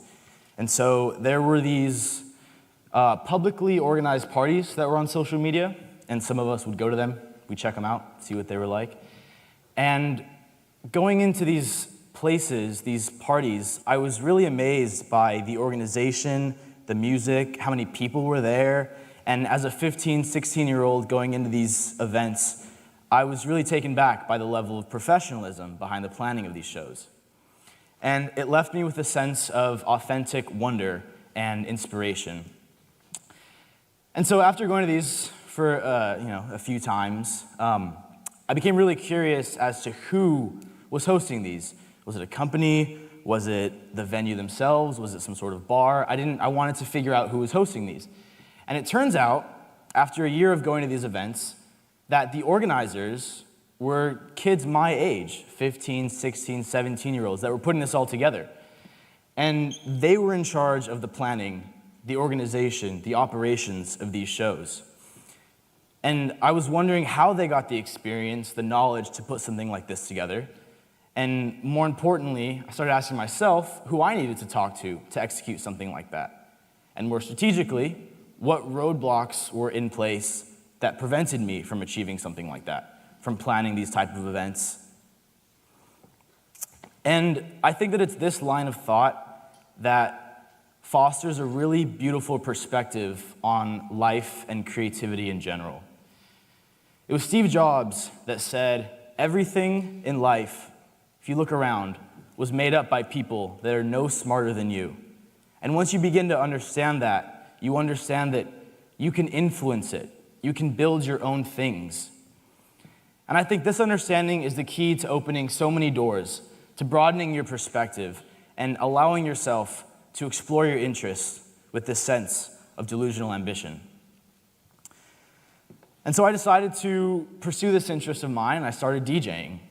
I started my own DJ company. I worked for a few years, finding gigs here and there. I learned what a good show consisted of, what type of music would get the crowd going, how to create environments where everybody felt like they could relax and have a good time. Started meeting new people, asking a lot of questions, started working for a production company, and quickly I developed this deep passion for the industry. And in the midst of the pandemic that we were met with in 2020, I had all this experience and passion that was cultivated, but it was restricted. I was unable to continue hosting these events, continue my experience, continue learning, and I needed to find a way to feed that drive that I still had inside of me. And so I tried exploring different ways to stay afloat in this industry, and I quickly realized that a lot of other people were in the same boat as I was. A lot of other passionate creatives were struggling to find resources, platforms, and just the availability to perform, to share their art with others. And after COVID, something unique happened, and I noticed it here in Davis. A new scene started to emerge, this DIY scene. And this DIY concert organization scene was driven by those creatives, not other event organizers, not a company, but the creatives themselves who were putting these events on. And it was this birth of small creatives that inspired something really unique. And so, while these DIY shows were somewhat of a solution to the problems that were met with COVID, they still lacked they still weren't able to solve a lot of the other problems that were big picture, such as artists were still not being able to support themselves full-time on this. And another issue was venues in general. A lot of these DIY shows were held in backyards. And so, with these problems in mind, despite the challenges that we were all met with, I knew there was still hope for these creatives. Having worked with them for years and being really involved in this scene. And so one day, out of a culmination of passion, frustration, just desire to help, I figured I would just host my own shows. I'd host my own events and see how that went. I figured I had enough experience with my time DJing and working for the production company that I felt I was capable of doing something like that myself. And so I reached out to a few of the performers that I knew. The friends I had, brought them over to set up lighting and sound, booked security, we sold tickets, and I knew that through my experience that the event organizing process was multifaceted. And I'll break it down between two unique variables that I think are really important to keep in mind. The first being the artist experience, and the second being the attendee experience. Because what we were creating was unique and an emergence of something out of COVID, if we focused solely on the artist experience, the project that we were making, the system, would be unsustainable. And if we solely focused on the attendees' experience, we would be disregarding why we started doing what we were doing in the first place. And so we had to be very careful to balance these two approaches in hosting our events. And so we brought over craft vendors, music acts, we set them up with the right equipment that they needed, we made sure that we had all the permits necessary to host the events that we were doing. Like I said, we brought security on. Our approach was very holistic to these events. And soon, a system was built, and Davis Rave Co. emerged. We created a template that existed between these large-scale concerts and the DIY scene. And somewhere in between, we broke from this path, and we found our niche. And in our time producing shows, we've grown a large team of ambitious, passionate, enthusiastic event producers. And after these 2 years of continuous shows, each better than the last, I sat down to write this talk. I reminded myself that neither failure nor success is permanent, and I was able to look back and identify 3 lessons, 3 takeaways from my time running this creative agency. The first being that there's a limit on what you can achieve alone. The second, that slow and steady will win the race.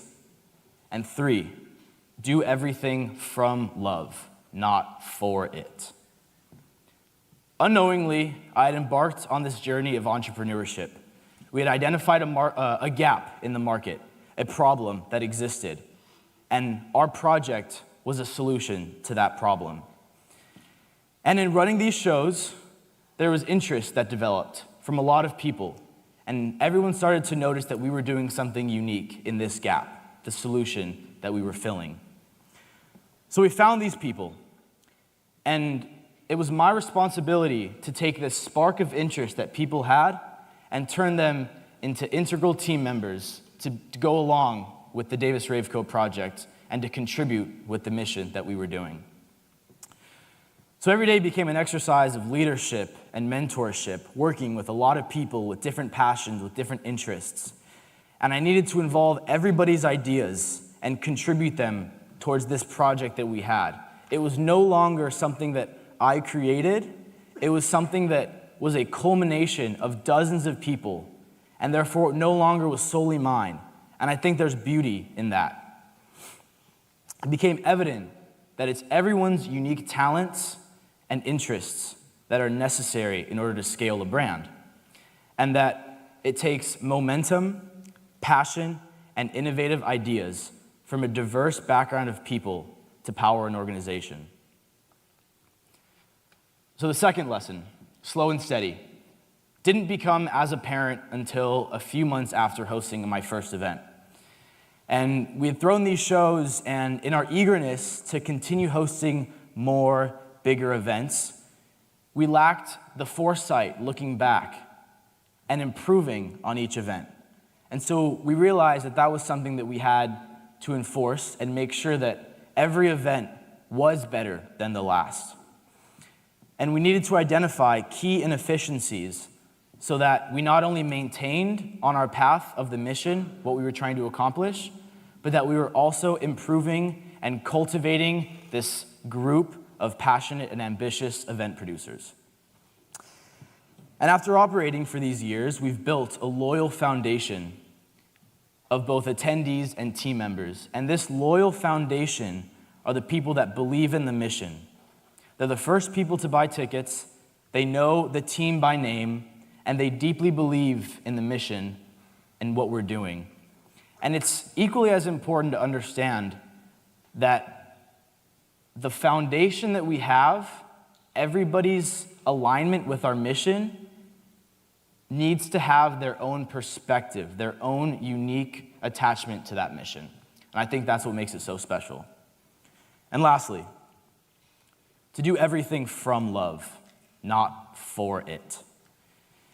In this industry, it's very easy to get caught up in the reverence and status of not only yourself, but everyone around you. It's important to understand that humility is a practice, a daily practice, and that nothing is permanent. And the realization that one day you could wake up and lose everything is a very grounding perspective. He who is wise can understand that he is not wise. The more you learn, the more you realize that you don't know. And I encourage you all to move with a purpose, to make every decision career-based, personal-based, relationship-based, out of a passion that you hold deep inside of yourself. It's my desire to introduce to the world the art and creativity that constantly surrounds us every day. That is what gets me up out of bed every morning. That is my drive. To know that somewhere there's someone that needs one word, one idea, one experience, one friend to uncover their own passion. And so I implore you all to do everything from love. I think there's a lot of parallels within the event production industry and the nuances of daily life that may not be as clear until you take the time to think about them. And at the end of the day, it's spaces of unrestricted creative freedom that will open the doors towards meaningful friendships, personal growth, finding purpose, appreciating art, and fostering love. So now my question to you all is, how can you curate these spaces, these environments, these experiences to inspire the people around you? What does this space look like where you can meet new people, accept them for who they are, learn to appreciate their character, grow with them, collaborate with them? And so in everything you do, be passionate, ambitious, and slightly delusional, and prepare to amaze yourself with the endless opportunities of creative freedom. Thank you.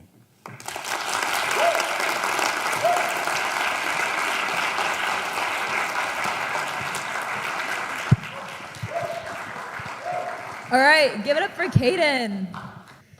And then now we'll do the Q&A. Oh, did you have a quick question? Okay, we'll get to the Q&A in just a moment.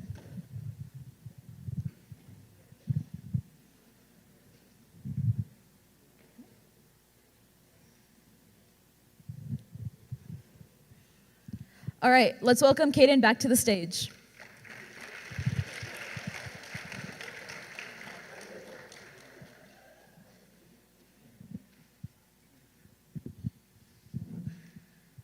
So, well, give a big round of applause to Caden. That was a beautiful speech. Do we have any questions? Yes.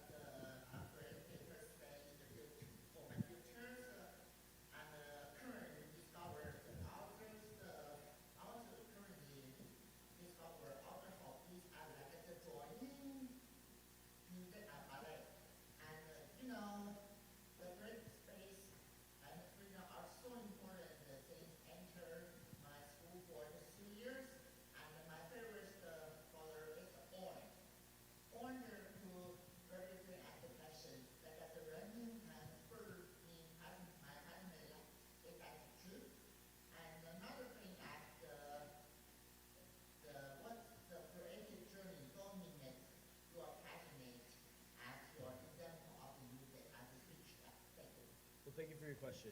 Is my mic on? Can you guys hear me? No? How about now? Is that better? Thank you for your question. Congratulations on graduating. I think that we take a holistic approach towards the events that we host, and I think that's really important because that's something that is often overlooked. And so you mentioned your passions in art, in dance, and I think that when we plan events, nothing's off the table. So if there's ever an idea that's thrown out, hey, let's have a tattoo artist come to this event, let's do it. Why not? Let's test it out. I think creativity is a very ambiguous term, and that everybody has a sense of creative passion within them, and that comes out in a lot of different ways. And so whether that be dance, art, music, painting, doing tattoos, whatever that may be, that is something that we want to support, and I think that's very important in personal and professional life.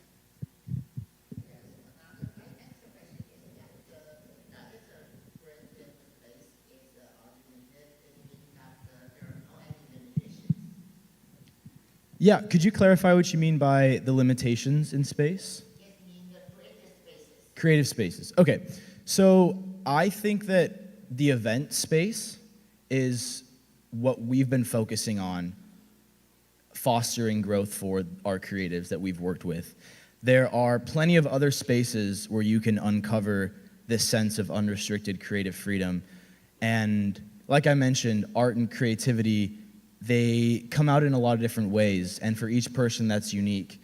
And for us, we've been able to, with the team, cultivate these experiences, these environments where they are not focused on one thing. They're multifaceted. So you have music, you have vendors, you have a community of people, you have live art, all of these different variables that create this one holistic experience. Thank you so much for your answer. Does anyone else have a question? I see that hand.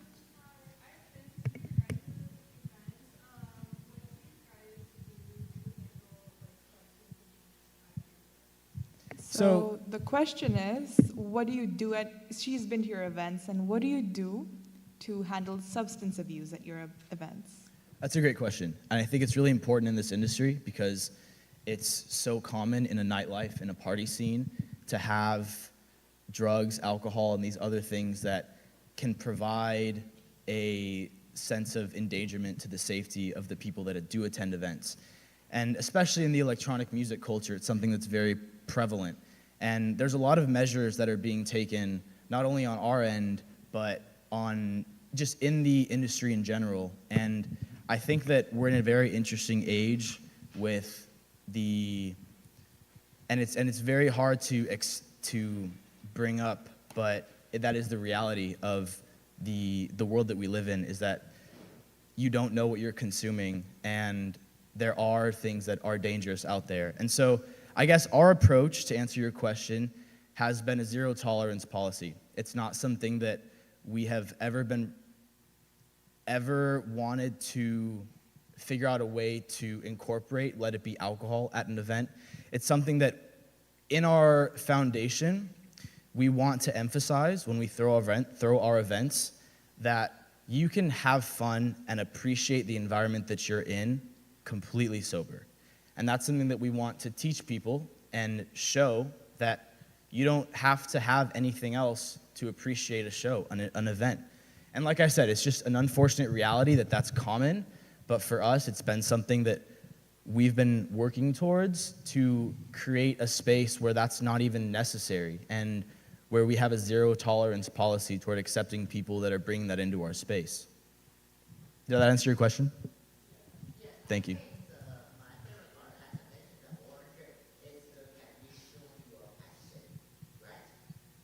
Could you repeat the question?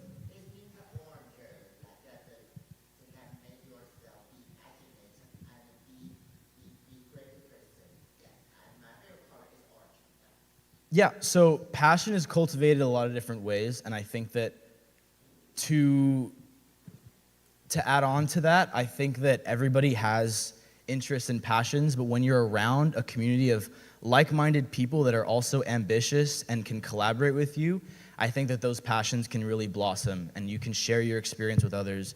You can collaborate on things that you've learned, and in a space of creative freedom. Thank you.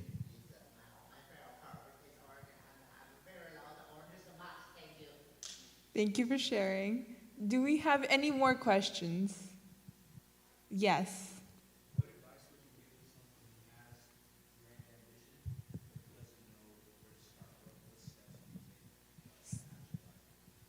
So the question is, what advice would you give to someone who has grand ambition but wants to visualize the steps they would take to reach it? That's a great question. I think that ambition is present in every industry, every career, everything that people might be pursuing. And you may have an interest in something.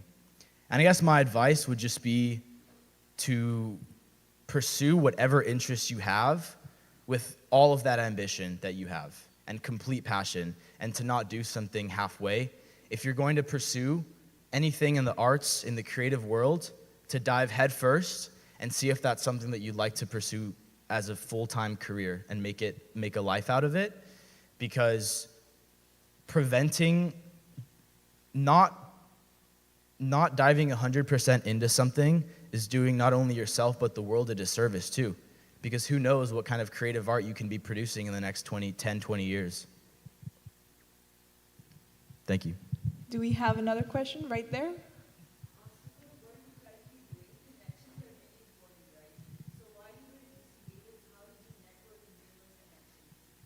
So the question is, while you were at UC Davis, how did you network and build connections? Because that is what your company is all about. Absolutely. I think that there's a natural attraction when you embody something so authentically, and when our team embodies creative freedom and is passionate and ambitious and are doing something really cool and unique that hasn't been done before, people are naturally attracted to that. And I think then it just comes down to having open, genuine conversations with people and finding out what they want to contribute. Because at the end of the day, I see Davis Raveco as a platform for people with creative ideas to come and pursue them. I want to build this stage for people that have those interests and have those talents to come out and give them the resources, and whether that's resources as in the events that we're hosting or our network ourselves, those resources can be provided to help these artists grow and blossom. Thank you so much for your answer. Do we have any more questions? We'll take a couple more. Yes.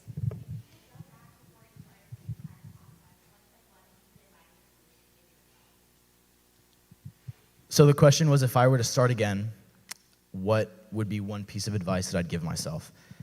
What comes to mind right away is this dynamic that I was met with when I first started. Like one of the points I brought up was that there's only so much that you can do alone. And so when growing a company, you need other people that are uniquely talented in these different areas to be able to grow and scale the company. And, and what I was met with was having to relinquish a sense of power and level of quality control over what I had done myself in the first few months that the company existed, and accept that the people that are brought on into the team are going to have differing opinions and contribute something that I may not have thought of, or I might not have, not something that I would have thought of. So my advice to myself starting over would be to listen to everybody's ideas and figure out a way to incorporate them at the very beginning, and not be too worried about protecting this little baby of a project that I had worked. Art's not released, it escapes. And I think that that's what happened when the team formed with Davis Raveco. Thank you very much. One last question. Yes.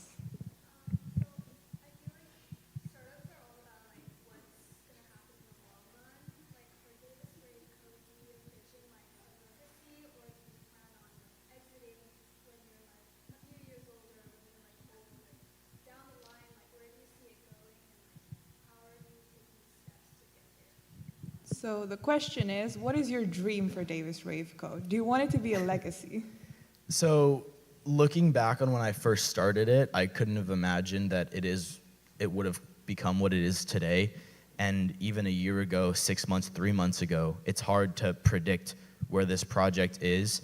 And because I think that everyone on the team right now is at this point where we don't have to worry about making a living and careers, and we don't have a lot on our plate besides like school, we can experiment with this project that we have. And so it's become a balance of treating this company as a startup and projecting an exit plan in the next few years, getting bought out, scaling globally, and then also just retaining the artistic kind of beauty behind, well, we'll see where it goes.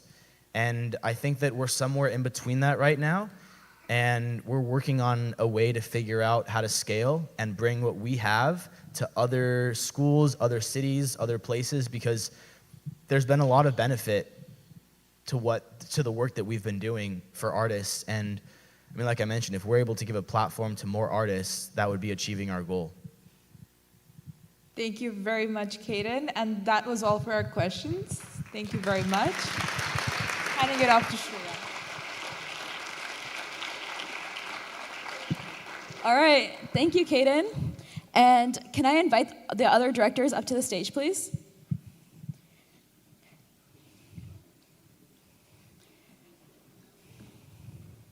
And let's give a round of applause to all of our speakers once again.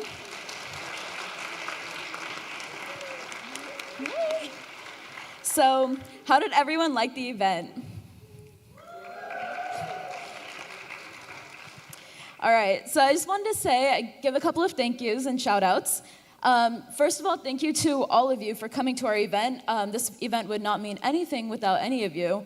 So we truly appreciate you taking your time out of your Saturday to come and see our amazing lineup. Also, thank you to Alex Ling, Alex Z, and Jacob Gold over here, our camera crew, for recording, for filming, editing, and pretty much posting our live stream. So thank you so much. You guys are very talented and can't wait to see the recording. And then we're also extremely grateful for our sponsors. We have a ton of them up here. You can read them off. But they helped us out so much, and we wanted to give out a shout out to all of them. And also a special shout out to Sufi Psychology Association and the Tamarkoz Association for being a partial sponsor and for also doing the guided meditation event. Thank you.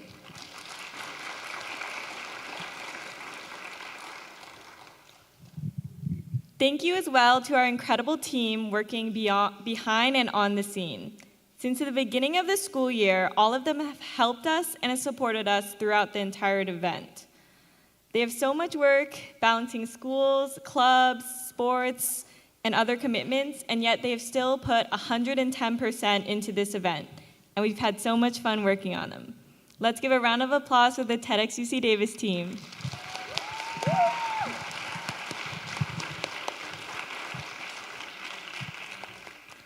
Lastly, I wanted to thank my fellow directors.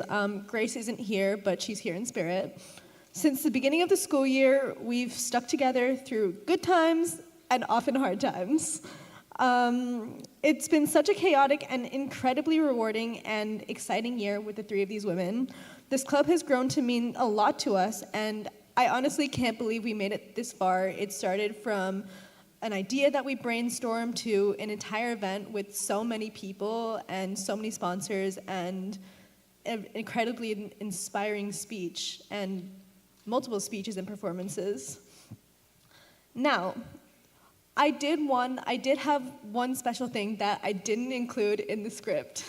So, Jillian has been in TEDx for the past 4 years since her freshman year, and I wanted... She's graduating this year, and so we wanted to give her a special thank you because she's given us so much for this event.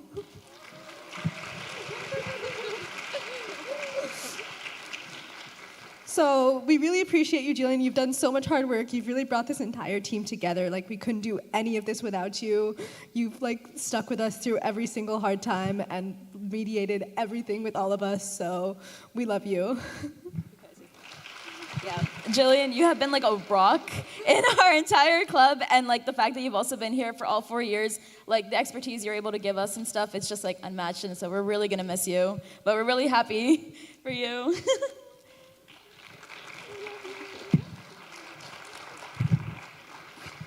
We know you're gonna do incredible things.